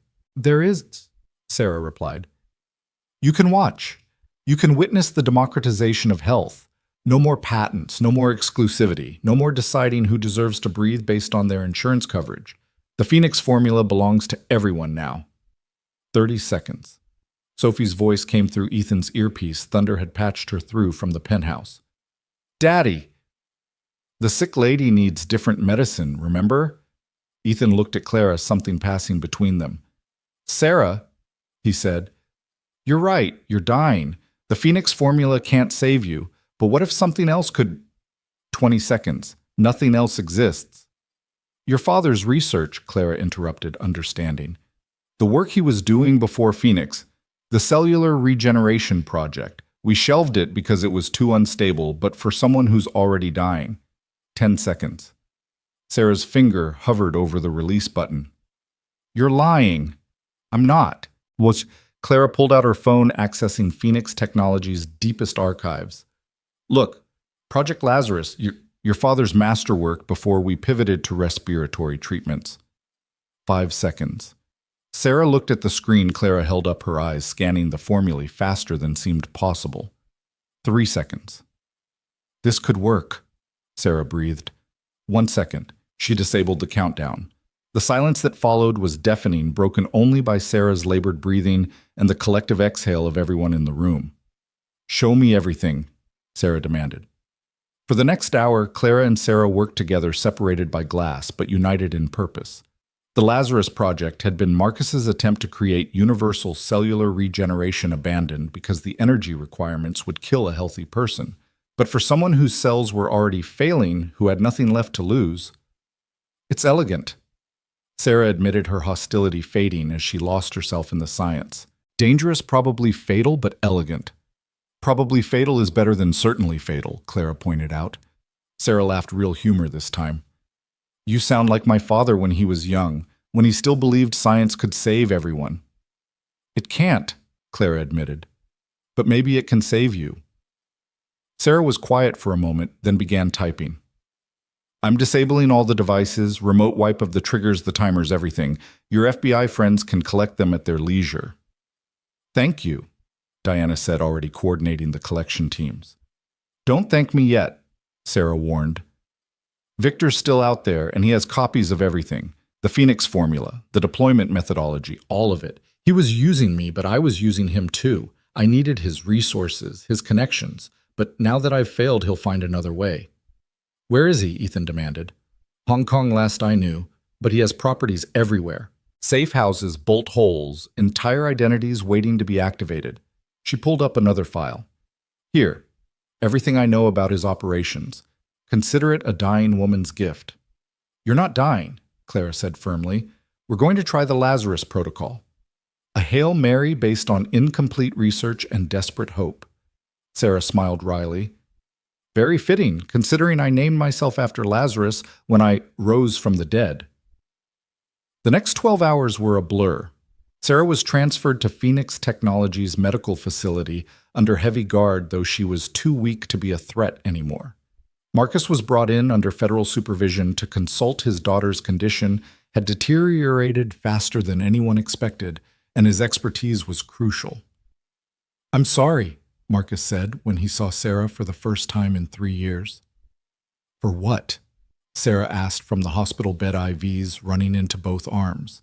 For being human, for grieving, for being manipulated by someone better at the game than you. She reached out, taking his hand with what little strength she had. I'm the one who should apologize. I let you think I was dead. I let you suffer. Why, Marcus asked, tears flowing freely. Because I thought if you believed I was gone, you'd move on, find peace. I didn't expect you to seek revenge. She squeezed his hand weakly. I didn't know you loved me that much. Clara watched them from the observation room, Ethan beside her.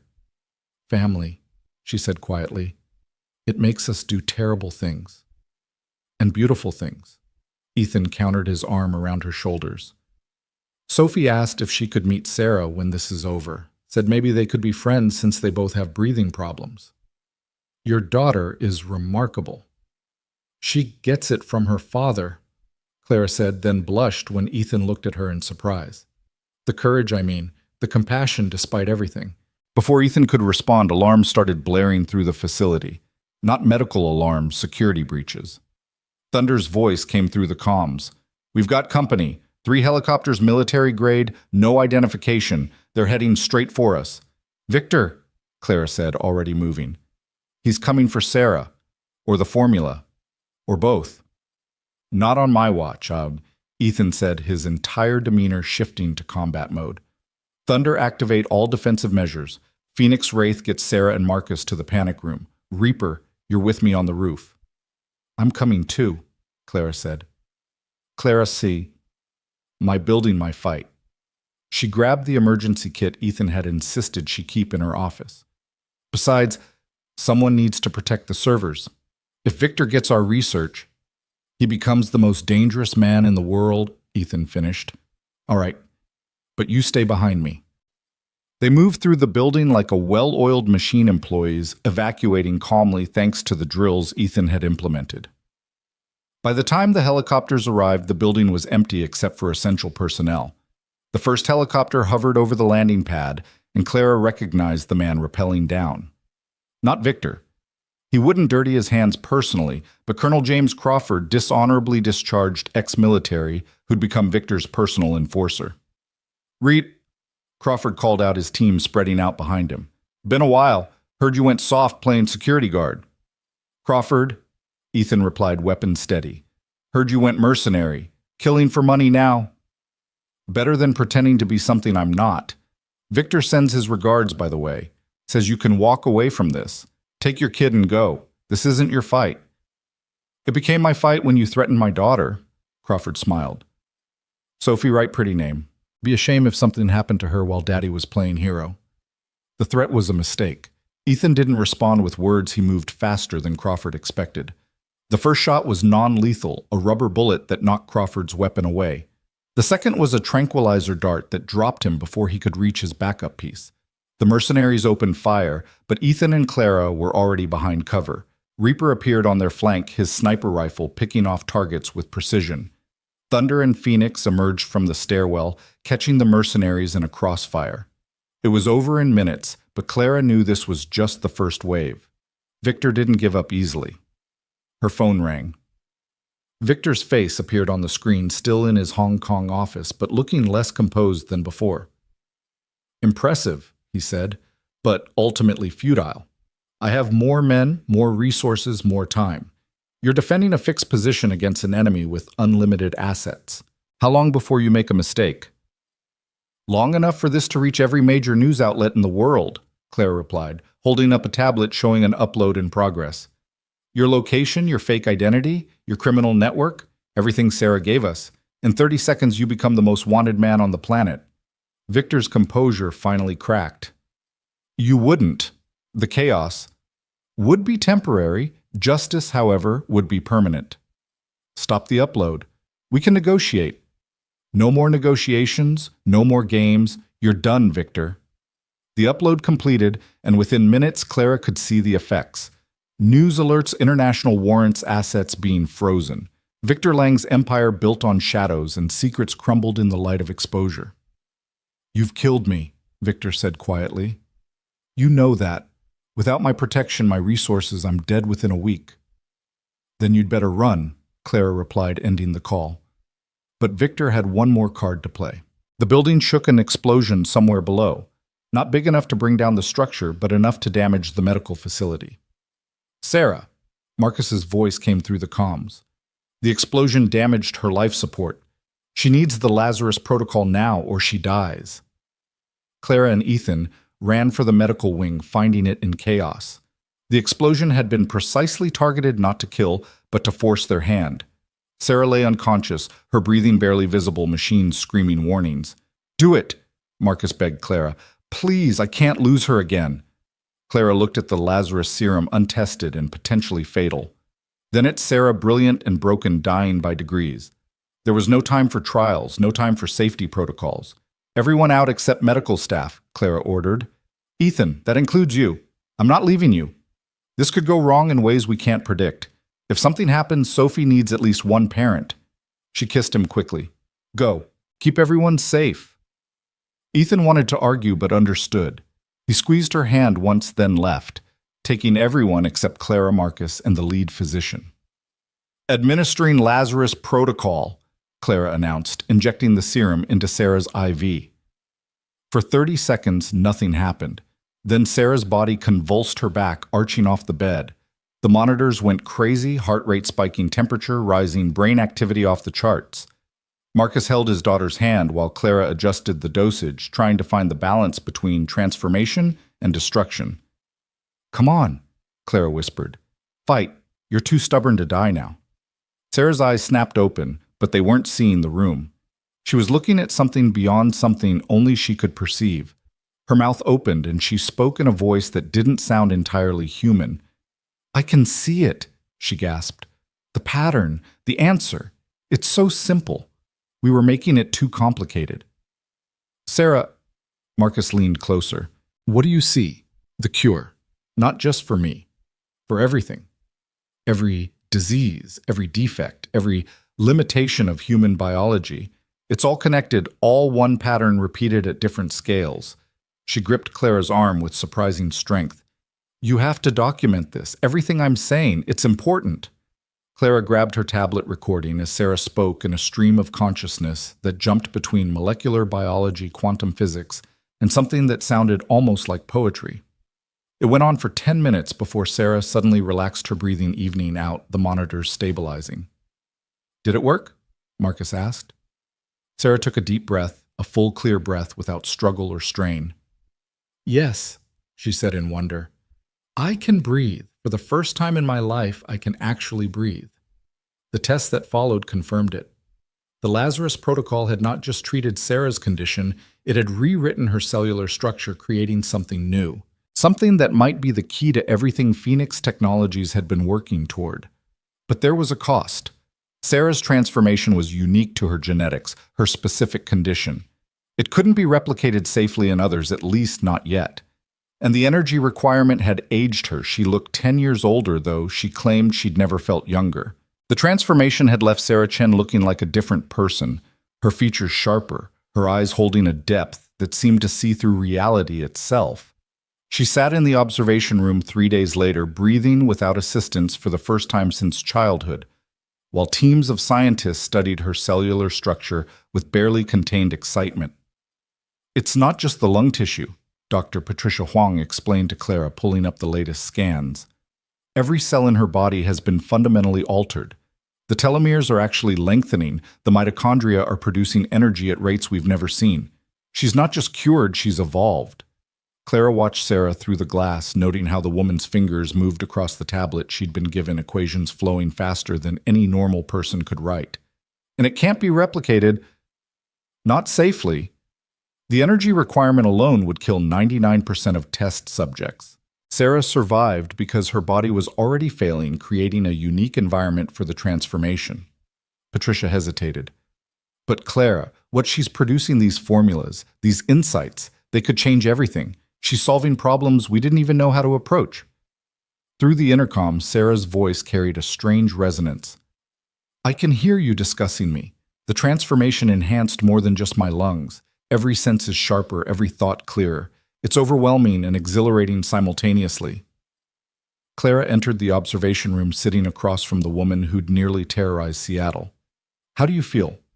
Like I'm seeing color for the first time after a lifetime of grayscale, Sarah replied. But also like I'm losing something, my humanity perhaps. The concerns that used to drive me, fear, anger, desperation, they seem so small now. That sounds lonely. Sarah smiled, an expression that looked almost alien on her transformed features. It is, but it's also necessary. Someone needs to see beyond human limitations to solve human problems. She pulled up a complex molecular diagram on her tablet. This is what Phoenix Technologies should be working on. Not just treating symptoms, but rewriting the human genome to eliminate disease entirely. That's playing God, Clara said carefully.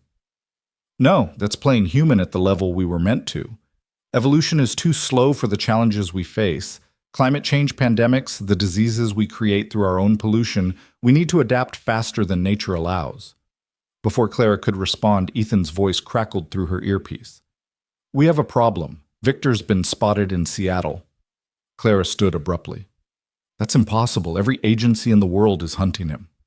Nevertheless, facial recognition just picked him up entering the old Prometheus facility, the one Sarah was using.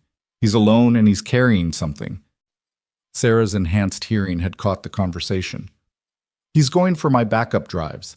I kept copies of everything there, not just the Phoenix formula, but the deployment system, the aerosol vectors, everything he'd need to start over somewhere else. Then we stop him, Clara said, already moving. Wait, Sarah called out. He knows I'm alive now. He'll have contingencies. Victor Lang always has contingencies. She was right. As Ethan's team surrounded the Prometheus facility, thermal imaging showed not one heat signature, but dozens. Victor had brought in army mercenaries who'd stayed loyal for the promise of Phoenix technology that could make them superhuman. We're outnumbered 3-1, Thunder reported, and they've got the defensive position. Not for long, Diana Cross's voice cut in. FBI tactical teams are en route. We can have the place surrounded in 20 minutes. In 20 minutes, Victor will be gone with everything, Ethan said. We need to move now. Clara made a decision that surprised everyone, including herself. Sarah, can you walk? I can do more than walk. The transformation increased muscle density, reflexes, everything. Then you're coming with us. You know that facility better than anyone, and you might be the only person who can predict what Victor will do. Marcus protested immediately. Absolutely not. She just survived a cellular transformation. She's not going into combat. Dad. Sarah interrupted, her voice carrying an authority it had never held before. I'm not the fragile girl you remember. I'm not even the desperate woman who planned to poison a city. I'm something new, and maybe that's exactly what we need. 30 minutes later, they stood at the entrance to the Prometheus facility, Sarah beside Ethan and Clara wearing tactical gear that looked strange on her transformed frame. The mercenaries had fortified the main entrances, but Sarah knew passages they'd never found. There's an old pneumatic tube system from when this was a working lab, she explained, leading them through a maintenance tunnel that barely seemed wide enough for a person. It connects to the clean room where I kept the servers. They emerged into chaos. Victor's men were systematically stripping the facility, loading everything onto trucks. Victor himself stood at the main terminal downloading terabytes of data onto portable drives. He's taking everything, Sarah whispered. Not just my work, but Father's too. Years of research. Then we stop him, Ethan said, but Sarah grabbed his arm with surprising strength. No, let him think he's winning. I installed something in those drives, not a virus he'd expect that. It's a tracker quantum entangled with a receiver I built into my own transformed cells. Wherever he takes that data, I'll know. That's impossible, Clara said. So was breathing without mechanical assistance 3 days ago, Sarah replied. The transformation didn't just heal me. It made me into something that shouldn't exist. Might as well use it. They watched Victor work his movements, increasingly frantic, as FBI sirens grew closer. Finally, he grabbed the drives and ran for a hidden exit Sarah hadn't known about his remaining mercenaries covering his retreat. Now we follow, Sarah said, closing her eyes. I can feel the data moving. North, northwest. He's heading for the water. He has a boat. They pursued not directly but parallel Sarah, tracking Victor's movement through senses that shouldn't exist. The chase led them through Seattle's industrial waterfront, past rusted warehouses and abandoned piers, until they reached a private dock where a speedboat waited. Victor was alone now, his mercenaries scattered or arrested, just him and the drives that contained enough information to rebuild Phoenix Technologies anywhere in the world. Victor Lang, Ethan called out, weapon drawn. It's over. Victor turned slowly and Clara gasped. The man looked 20 years older than he had in the video from Hong Kong. His hair was white, his face gaunt, his hands shaking as he clutched the drives. Mr. Reed, Victor said, his voice barely above a whisper. Ms. Winters and Sarah, my God, what have you become? What you always wanted, Sarah replied. Evolution, transformation, the next step in human development. Isn't that what you promised me? Victor laughed bitterly. I promised you revenge. I promised you justice. I never promised you'd become this. This is better than what you promised. This is what Clara and my father were always working toward, even if they didn't know it. The ability to transcend human limitations. At what cost? Victor asked, and for the first time Clara heard genuine fear in his voice. Look at yourself, Sarah. You're not human anymore. Neither are you, Sarah observed. The treatments you've been taking to stay ahead of law enforcement, the experimental drugs to enhance your cognitive function, they're killing you. I can see it in your cellular structure. You have maybe a month left. Victor's composure finally shattered completely. Then at least let me die with a legacy. Let me take this knowledge somewhere it can do good away from corporate interests and government control. Like you did good by destroying my company, Clara asked, by manipulating a grieving father, by terrorizing a 7-year-old girl. I did what was necessary to break the monopoly on human enhancement. Phoenix Technologies would have controlled who lived and who died, who breathed freely and who suffered. I couldn't allow that. So instead you decided to control it yourself, Ethan said. How is that better? Victor had no answer. He stood at the edge of the pier, the drives in one hand, a gun in the other, not pointed at them, but at the drives themselves. Thermite charges built into the casing, he explained. One shot and everything burns. All of Sarah's work, all of Marcus's research, all of Clara's innovations. Gone. You're bluffing, Diana said, arriving with backup. You need that information as much as we do. I need to matter, Victor corrected. I need to leave a mark on this world before I'm gone. Either I leave with this information or no one gets it. Sarah stepped forward, and something in her movement made everyone tense. She moved differently now, too fluid, too precise, like a predator that had evolved beyond the need for threat displays. You're already dying, Victor. Your mark on this world is destruction and pain, but it doesn't have to end that way. Enlighten me, Victor said sarcastically. The Lazarus Protocol that transformed me, it could save you. Not the same way it saved me, but enough to give you time.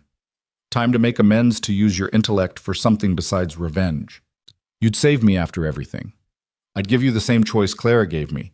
Die as you are, or risk becoming something else. Sarah held out her hand. But you have to give up the drives. You have to stop running. Victor looked at the drives, then at Sarah's outstretched hand, then at the water below. For a moment, Clara thought he might jump, choosing death over surrender. Then his shoulders sagged, and he set the drives down on the pier. I'm tired, he admitted. Tired of running, tired of fighting, tired of losing everything I try to control. Diana's team moved in, securing the drives and taking Victor into custody. But Clara noticed Sarah swaying her enhanced body, suddenly seeming fragile. Sarah. Marcus rushed forward, catching his daughter as she collapsed. The tracking, she gasped, maintaining quantum entanglement across that distance, it required more energy than I calculated. They rushed her back to Phoenix Technologies medical facility, where Dr. Hong ran immediate tests. The results were sobering. The transformation is destabilizing, Patricia explained. Her cells are burning through energy at an unsustainable rate. Without intervention, she'll burn out within days. Then we intervene, Clara said firmly. With what? We don't understand enough about what the Lazarus Protocol did to her. Any treatment could make things worse. Or better, Sarah said weakly from the bed. I can feel what's happening. My body is trying to evolve further, but it lacks the necessary resources. I need a massive energy input, something to fuel the final transformation. That could kill you, Marcus protested. I'm dying anyway. At least this way we learn something. Clara looked at Ethan, seeing her own determination reflected in his eyes. What kind of energy input? Sarah managed to smile. Remember the failed Phoenix variant that caused electrical sensitivity in test subjects? The one we discontinued because patients were literally absorbing electromagnetic radiation. Phoenix 7.0, Clara recalled. But that was dangerous. Everything about me is dangerous now. But if we combine Phoenix 7.0 with a controlled electrical discharge, something massive but precise. You want us to deliberately electrocute you while you're dosed with an experimental drug? Patricia asked incredulously. I want you to give me the energy my transformation needs to complete itself. Either I become something unprecedented or I die. Either way, we advance human knowledge. The preparation took 12 hours. They had to synthesize Phoenix 7.0 from archived samples, modify the medical facility's electrical systems, and create safeguards for everyone else in the building. Sophie, who'd been staying with Clara during the crisis, drew pictures for Sarah's stick figures holding hands under a smiling sun labeled "Get Well Soon" in careful 7-year-old handwriting. She's brave, Sophie told her father as they watched the preparations through safety glass. Scared, but brave. Like you when you saved Clara. Ethan hugged his daughter closer. Sometimes being brave is the only choice we have. Victor Lang, now in federal custody, but permitted to observe due to his unique insights, watched with an expression Clara couldn't read. You're really going to do this, risk everything on an untested theory? Like you risked everything on revenge, Clara shot back. I suppose I deserve that. He was quiet for a moment, then added, For what it's worth, the Sarah Chen I recruited 3 years ago wouldn't have had the courage for this. Whatever else the transformation did, it gave her something she never had before: hope. The procedure began at midnight. Sarah lay in an isolation chamber, Phoenix 7.0 flowing through her veins while massive capacitors charged around her. Marcus stood at the observation window, his hand pressed against the glass, whispering prayers in languages Clara didn't recognize. Energy at 50%, Thunder reported from the control station. Sarah's eyes were closed, but her voice came through the intercom steady, despite everything. I can feel it building. Every cell is anticipating this. It's like my body knows what's coming. 75%, Thunder continued. Sarah said suddenly. If this works, if I become what I think I might, promise me something. What? Don't let them weaponize me. Don't let me become another tool for control or power. Let me be what Phoenix Technologies was supposed to be, hope for healing. I promise, Clara said. 100%, Thunder announced. Discharge on your command. May. Clara looked at Sarah one more time, this brilliant, broken, transforming woman who'd gone from enemy to ally to something beyond category. Do it, she ordered. The discharge was blinding, every light in the building flickering as massive amounts of electricity coursed through Sarah's body. The Phoenix 7.0 in her system acted like a conductor, channeling the energy into every cell, every molecule, every atom of her being. For 10 seconds, it felt like hours. Sarah Chen ceased to exist as anything recognizable as human. She became pure energy, a being of light and possibility, her form shifting between states of matter in ways that shouldn't be possible. Then, as suddenly as it began, it was over. Sarah lay still in the chamber, unchanged to the naked eye, but radiating something that made everyone step back instinctively. She opened her eyes, and they weren't eyes anymore. They were windows to something vast and incomprehensible. I understand now, she said, her voice harmonizing with itself in impossible ways. Everything. The pattern behind patterns. The code that writes reality itself. She sat up, moving without moving, somehow being in multiple positions simultaneously before settling into one. The transformation is complete. I'm not human anymore, but I'm not inhuman either. I'm what humanity could become if we're brave enough. What are you?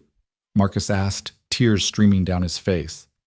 Sarah smiled, and it was both alien and absolutely her daughter. I'm potential dad.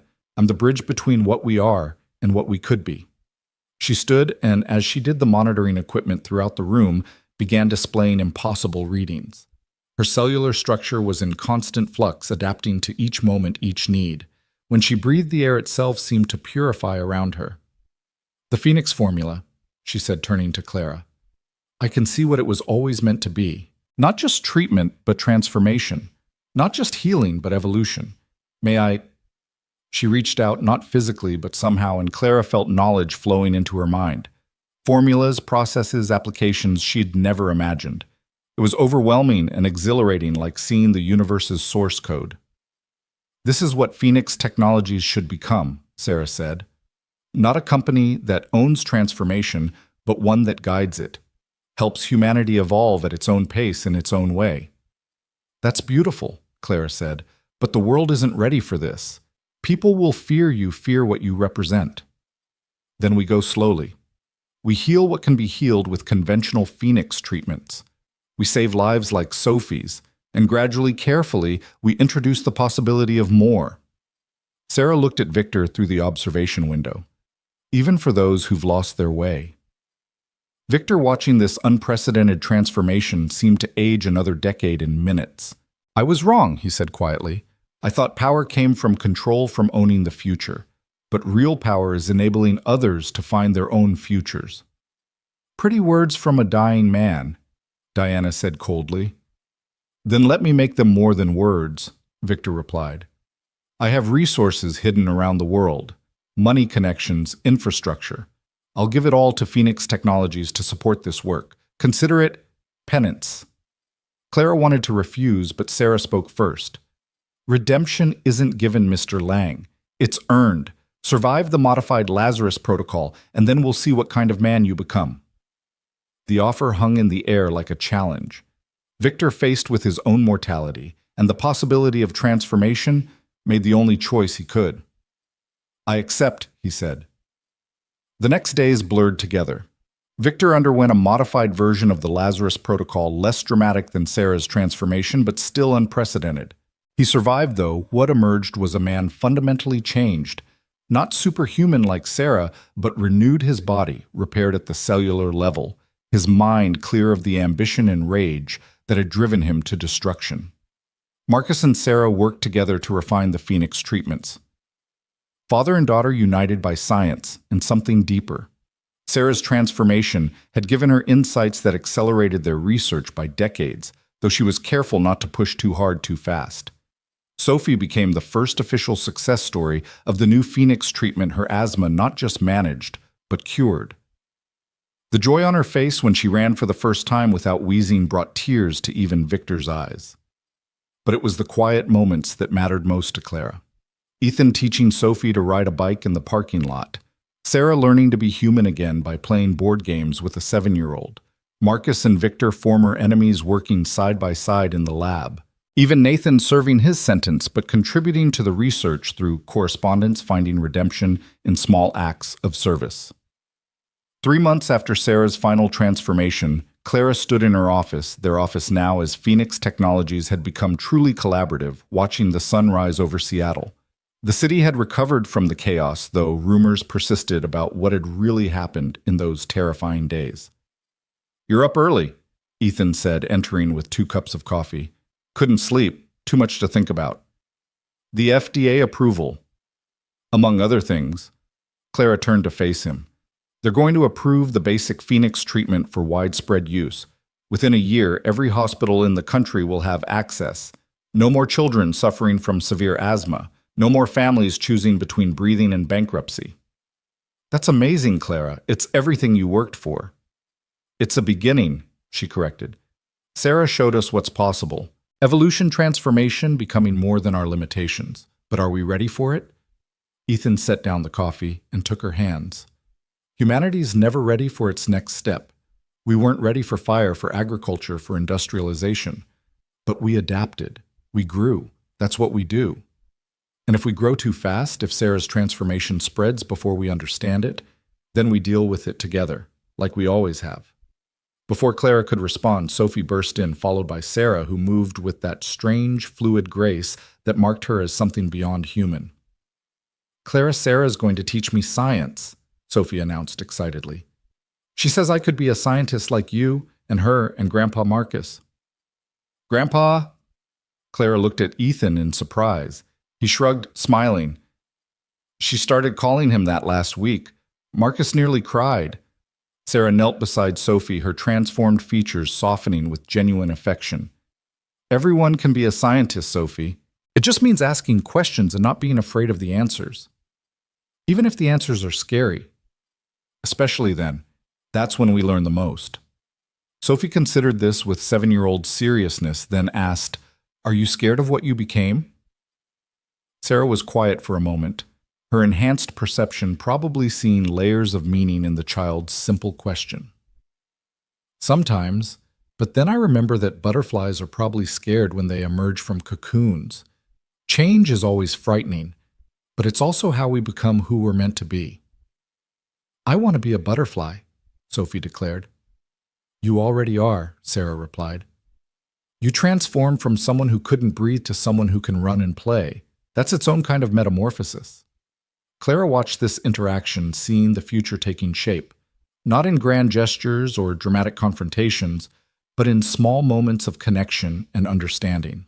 Phoenix Technologies had started as her dream of healing, become a battleground for control, and was now transforming into something neither she nor Victor nor anyone had envisioned a bridge to humanity's next chapter. "There's something else," Ethan said quietly, pulling Clara aside. Diana called. They found more of Victor's hidden labs. Apparently, he was funding dozens of research projects around the world, all focused on human enhancement. "Is that a problem?" "Could be. Most of the researchers have agreed to work with Phoenix Technologies, but some have gone dark, taken their research and disappeared." Clara sighed. "So it's not over." "It's never over. There will always be someone who wants to use this technology for power instead of healing, but that's why we keep working, keep watching, keep protecting what we've built." Ethan pulled out a small velvet box, dropping to one knee right there in the office. "Clara Winters, you saved my daughter's life. You gave me purpose beyond survival. You showed me that building something is harder and more rewarding than destroying it." "Will you marry me?" Sophie squealed in delight. Sarah smiled with that otherworldly knowing. Even Marcus, who'd been quietly entering with morning reports, stopped in the doorway, his face bright with joy. "Yes," Clara said, not needing to think. "Yes, of course." As Ethan slipped the ring on her finger, a simple band with a small stone that somehow caught light like Sarah's transformed eyes, Clara realized this was what Phoenix Technologies had always been about. Not just the technology or the treatments, or even the evolution of humanity. It was about connection, about finding family in unexpected places, about choosing to build rather than destroy, to heal rather than hurt, to transform rather than remain static. "We should celebrate," Marcus suggested. "Breakfast, my treat." "Can we have pancakes?" Sophie asked hopefully. "Pancakes it is," Clara agreed, taking Ethan's hand. As they prepared to leave, Sarah remained by the window, watching the city wake up. "It's beginning," she said softly. "The change. I can feel it in the air and the people walking below. Humanity is ready for its next step, even if it doesn't know it yet." "Then we'll help them take it," Clara said. "One breath at a time." Sarah turned, and for a moment she looked entirely human, vulnerable, hopeful, and full of love for this strange family they'd built from chaos and conflict. "One breath at a time," she agreed. They left the office together, a most unusual family. A former Navy SEAL turned security chief, a CEO who'd lost everything and gained so much more, a 7-year-old girl who could finally breathe freely, a brilliant scientist seeking redemption for his mistakes, and a transformed woman who represented humanity's potential future. Behind them in federal custody, Victor Lang sat in his cell, his body renewed by the modified Lazarus protocol, his mind clear for the first time in decades. He was writing, documenting everything he knew about human enhancement research around the world, not for power or control, but as penance, as contribution, as hope that his legacy might be more than destruction. And in hidden laboratories across the globe, researchers who'd taken Victor's funding and vanished were making their own choices. Some would choose to help humanity evolve. Others would try to control that evolution. The struggle between healing and harming, between connection and isolation, between transformation and stagnation would continue. But for now, in a Seattle diner where a little girl was laughing at her father's joke while her soon-to-be stepmother helped her cut her pancakes, where a grandfather figure was teaching her to count in Mandarin, where a transformed woman was learning to be human by being part of a family. There was peace. There was hope. There was breath. The phoenix had risen from its ashes not as a bird of prey, but as a symbol of what humanity could become when it chose compassion over control, evolution over stagnation, and love over fear. The real transformation hadn't been Sarah's metamorphosis, or Victor's redemption, or even Sophie's healing. It had been the realization that they were stronger together than apart, that family wasn't just about blood but about choice, and that sometimes the greatest power came from giving power away. As Sophie blew bubbles in her chocolate milk, giggling when Sarah made them dance in the air with abilities that shouldn't exist, Clara squeezed Ethan's hand and knew that whatever came next, they would face it together. The future was uncertain, full of challenges and possibilities in equal measure, but for the first time in her life, Clara Winters wasn't afraid of uncertainty. She was excited by it, because uncertainty meant potential. And potential, as Sarah had shown them, was the most powerful force in the universe. The transformation was complete, but the evolution had just begun. The wedding was supposed to be simple. Just family and close friends in the rebuilt garden atop Phoenix Technologies, with Seattle's skyline as witness. But simplicity had never been Clara's strong suit, and with Sarah's transformation allowing her to literally make flowers bloom at will, the rooftop had become an Eden of impossible colors and fragrances that shouldn't exist in the Pacific Northwest's autumn. Sophie stood at the altar in her flower girl dress, breathing deeply and freely, still marveling 6 months later at the ability to fill her lungs without pain. She held the ring's simple bands that Ethan had made himself from metal, salvaged from the original Winters Tower, melted down and reformed into something new and stronger. "Daddy's crying," Sophie whispered loudly enough for everyone to hear, causing a ripple of laughter through the small gathering. Ethan wiped his eyes, not bothering to deny it, as Clara walked toward him, Marcus at her side to give her away. She wore her mother's dress altered and modernized, but carrying the history of another woman who'd chosen love over convention, who'd built something from nothing with her husband in a garage that would eventually become Phoenix Technologies. "You sure about this?" Marcus asked quietly as they walked. "Marriage to a former SEAL who attracts trouble like a magnet." "Says the man who faked his own death and nearly destroyed Seattle," Claire replied with a smile.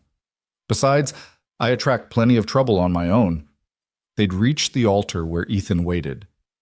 Thunder standing as his best man, trying to look comfortable in a suit that clearly wasn't his preferred attire. Diana Cross, who'd surprised everyone by accepting Claire's invitation to be maid of honor, stood opposite her FBI badge tucked away for once. The officiant Judge Harrison, Detective Harrison's father, who'd remained one of the few incorruptible figures in Seattle's justice system, began the ceremony with words about transformation and renewal that took on deeper meaning given their audience. "Do you, Clara Winters, take this man?" The window behind them exploded. Ethan moved before the glass finished falling, pulling Clara down and shielding her with his body as tactical smoke grenades rolled across the rooftop garden. Sophie screamed, but Thunder already had her carrying her to safety behind the reinforced planters Ethan had insisted on installing. Through the smoke came figures in full tactical gear moving with military precision. Not mercenaries. This time, these were professionals government trained, their movements too coordinated for hired guns. "Nobody move." The lead figure commanded weapon trained on Sarah, who stood perfectly still. Her transformed body probably capable of things that would terrify them if they knew. "Dr. Sarah Chen, by order of the Department of Enhanced Individuals, you're under arrest." "The Department of what?" Clara demanded, standing despite Ethan's attempt to keep her down. The tactical team's leader pulled off his helmet, revealing a face Clara recognized from news reports: General Patricia Huckle Hawkins, the president's special advisor on emerging threats. "The world has been watching Miss Winters," Hawkins said, her weapon never wavering from Sarah. "A human being transformed into something beyond classification, able to manipulate matter at the molecular level, possessing knowledge that could destabilize every government on Earth. Did you really think we'd just let her walk free?" "I'm not a weapon," Sarah said, her voice carrying that strange, harmonic quality it had developed since the transformation. "I'm not a threat. You're an unknown variable with the power to rewrite reality itself. That makes you the very definition of a threat." Hawkins gestured, and her team moved to surround Sarah. "Come quietly, and no one gets hurt." "No," Sophie said, breaking free from Thunder's protective hold and running to stand in front of Sarah. "You can't take her. She's family." "Sophie, get back," Ethan ordered, but his daughter stood firm, 7 years old and fierce with protective love. "She saved me," Sophie said to General Hawkins. "She taught me science and showed me how butterflies aren't scared of changing, and she makes the flowers dance when I'm sad. You can't take family away. It's not fair." Something in Hawkins' expression flickered. Perhaps she had children of her own, but her weapon remained steady. "I'm sorry, little one, but this is a matter of national security." "Actually," Victor Lang said, stepping out from behind the destroyed window frame, "it's a matter of international security." Everyone froze. Victor looked different than he had even a week ago. The Lazarus Protocol continuing to refine his cellular structure, making him appear younger, but somehow ancient, as if he'd lived multiple lifetimes and remembered them all. "Mr. Lang, you're supposed to be in federal custody," Diana said, her hand moving to where her service weapon would normally be. "I was, until about an hour ago when General Hawkins here arranged for my release." He smiled, but it wasn't the predatory expression Clara remembered. This was sadder, more knowing. "You see, the government needs someone who understands enhancement technology, someone who's been funding research into human evolution for the past decade. They made me an offer, help them control what's coming, and they'll commute my sentence." "You son of a—" Ethan started forward, but Clara caught his arm. "Wait," she said, studying Victor's face. "There's more to this." Victor nodded slowly. "The Department of Enhanced Individuals wasn't created because of Sarah. She's just the first one they've found. There are others, Ms. Winters. The researchers who took my funding and vanished. They didn't just take the money. They used it. On themselves. on volunteers, on desperate people with nothing to lose. How many? Sarah asked her enhanced perception, probably already calculating the implications. 17 confirmed cases across 6 continents. People who can manipulate electromagnetic fields alter their molecular density, process information at superhuman speeds, and those are just the ones we know about. Victor looked directly at Clara. Your Phoenix formula didn't just open the door to healing, it opened the door to human evolution, and that door can't be closed. General Hawkins finally spoke. Which is why we need Dr. Chen. She's the most advanced, most stable transformation we've encountered. Studying her could help us understand what's happening, maybe even control it. Study, Sarah said quietly. You mean dissect? I mean understand. This isn't about turning you into a lab rat, Dr. Chen. It's about preventing a war between enhanced humans and everyone else. History shows us what happens when populations diverge. Fear, violence, genocide. We need to get ahead of this. By imprisoning anyone who's different, Marcus stepped forward, putting himself between the soldiers and his daughter. My daughter isn't a specimen or a weapon. She's a person who chose to risk everything to save lives. A person who can rewrite molecular structures with her thoughts, Hawkins countered. What happens when someone with that power decides they don't like the current government, or wants to reshape society, or simply has a bad day? What happens when governments decide enhanced humans don't deserve rights? Sarah responded. When fear drives policy instead of understanding. General, I can see your cellular structure. You have a tumor in your left lung, stage 1 treatable but undiagnosed. Your daughter, I can smell her perfume on your uniform, has type 1 diabetes. Your son, whose photo is in your pocket, suffers from a genetic condition that will manifest in his 20s unless treated. Hawkins went pale. How could you possibly? Because this is what I am now. Not a weapon, not a threat, but someone who sees what needs healing. I could cure your cancer with a touch, rewrite your daughter's pancreatic cells to produce insulin naturally, prevent your son's suffering before it begins. But instead you point weapons at me and talk about control. The rooftop was silent except for the wind and the distant sounds of Seattle waking up to what should have been an ordinary Saturday. Sophie broke the silence. Why don't you just help each other? The simple question from a child hung in the air like an accusation. It's not that simple, Hawkins began. Yes, it is, Sophie interrupted with 7-year-old certainty. Sarah helps people and you protect people, so protect her while she helps. Then everyone wins. Victor laughed soft and genuine. Out of the mouths of babes. He looked at Hawkins. The girl has a point. What if instead of containment we offered cooperation? Elaborate, Hawkins said, though her weapon hadn't lowered. Phoenix Technologies becomes the official research center for enhanced individuals. Dr. Chen leads the program developing protocols for safe transformation, teaching others to control their abilities, ensuring that enhancement serves humanity rather than destroying it. Victor gestured to the assembled group. You have the perfect team. Claire's business acumen and ethical framework, Ethan's military experience and protective instincts, Marcus's scientific brilliance, my resources and, dare I say, reformed perspective, even Agent Cross's law enforcement connections. And Sarah, Claire asked. Sarah becomes what she was always meant to be, a bridge between what humanity was and what it's becoming.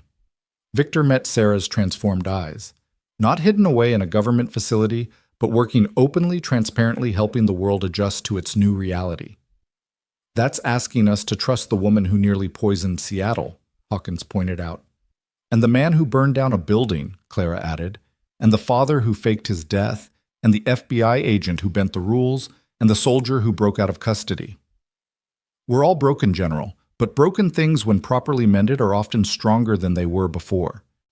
Sarah stepped forward, gently moving Sophie behind her. General Hawkins, I could disable your entire team without harming them. I could rewrite the air you're breathing to make you sleep or dance or see colors that don't exist. But I won't, because that's not who I choose to be. She held out her hand, palm up, and a flower grew from nothing, not an illusion or trick, but actual matter coalescing from air and dust and possibility into a perfect white rose. This is what I choose to do with my power, Sarah said, offering the rose to Hawkins. create, not destroy, heal, not harm, but I can't do it from a cell, and I can't do it alone. Hawkins stared at the impossible rose, then at the child standing fearlessly beside a transformed human at the wedding party that had become a negotiation for the future of humanity. If we do this, she said slowly, there would be conditions, oversight, protocols, regular reports to the department. Agreed, Clara said immediately. And all enhanced individuals would need to register, undergo evaluation, receive training in controlling their abilities. As long as their rights are protected, Diana added, her FBI training kicking in.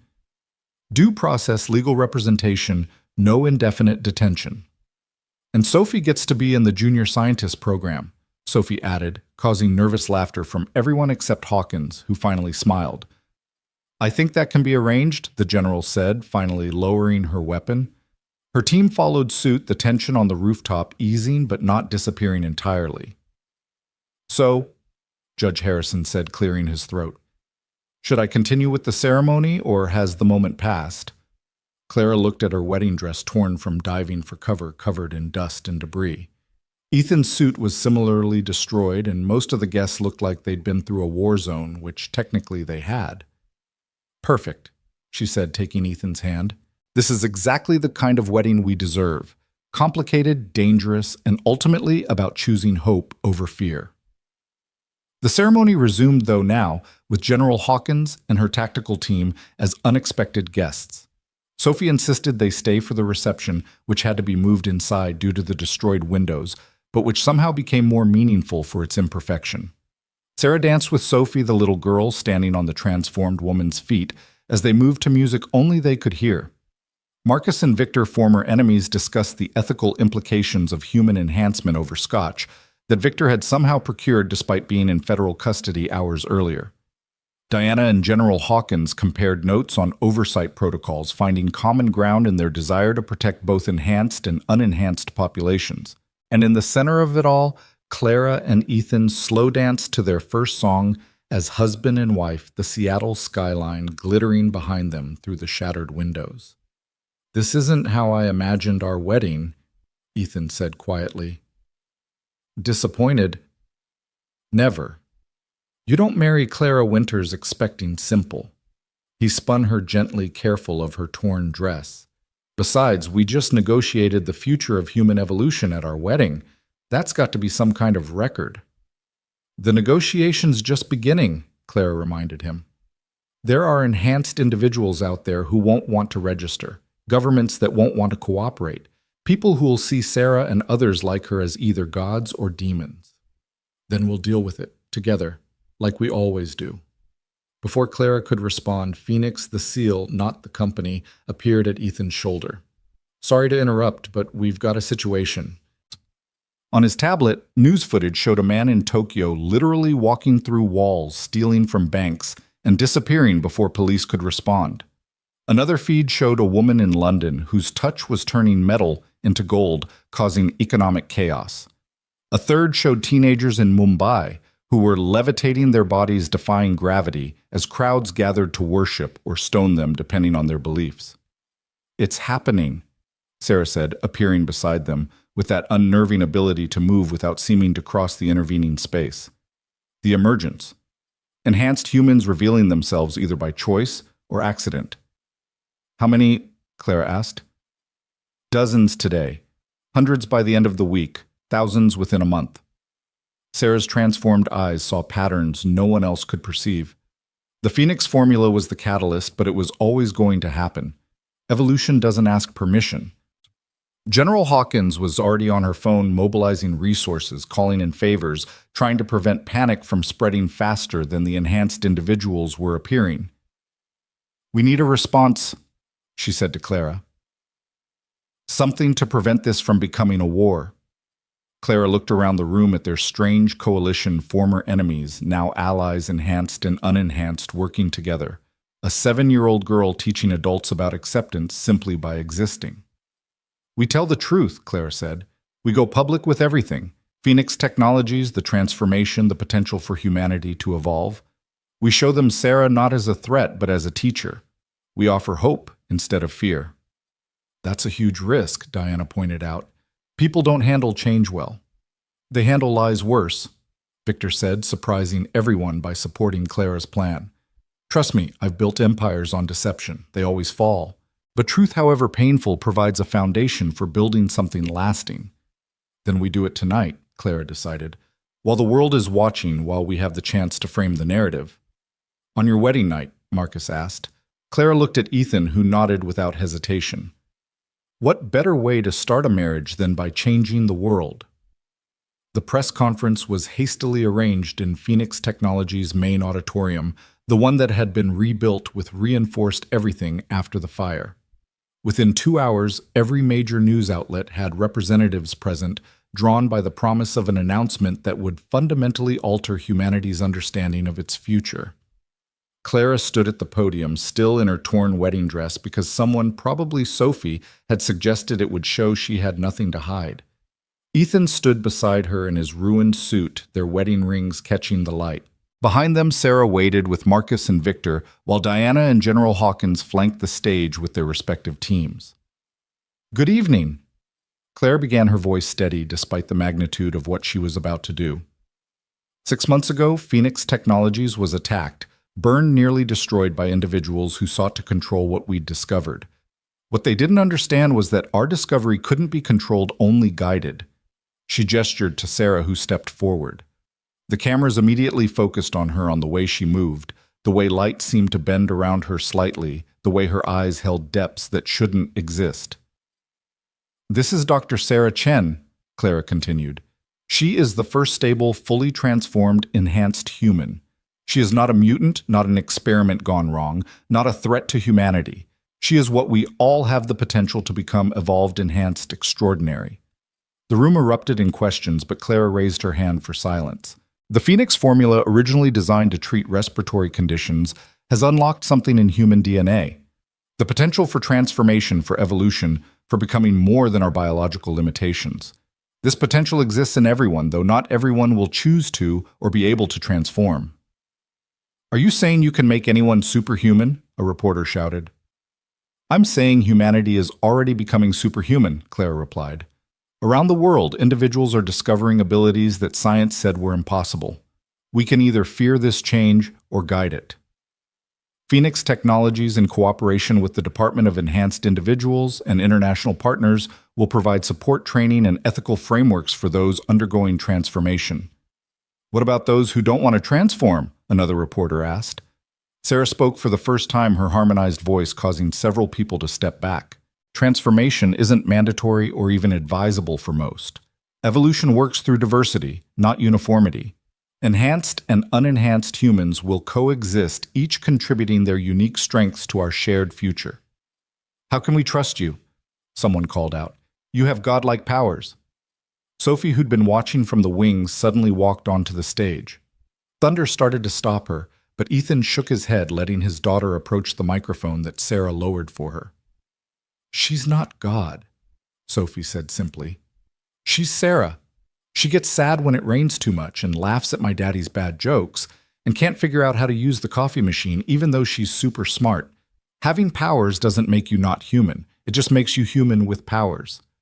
The press conference continued for another hour with demonstrations of Sarah's abilities, healing a reporter's chronic back pain with a touch, purifying contaminated water by restructuring its molecules, even creating a small aurora in the auditorium by manipulating electromagnetic fields. But it was Sophie's words that went viral, shared across every platform in every language. Having powers doesn't make you not human. The world's reaction was everything they'd expected and more. Fear and wonder, worship and condemnation, acceptance and rejection. Humanity's full spectrum of responses to change played out on a global stage. Some countries immediately banned enhanced individuals.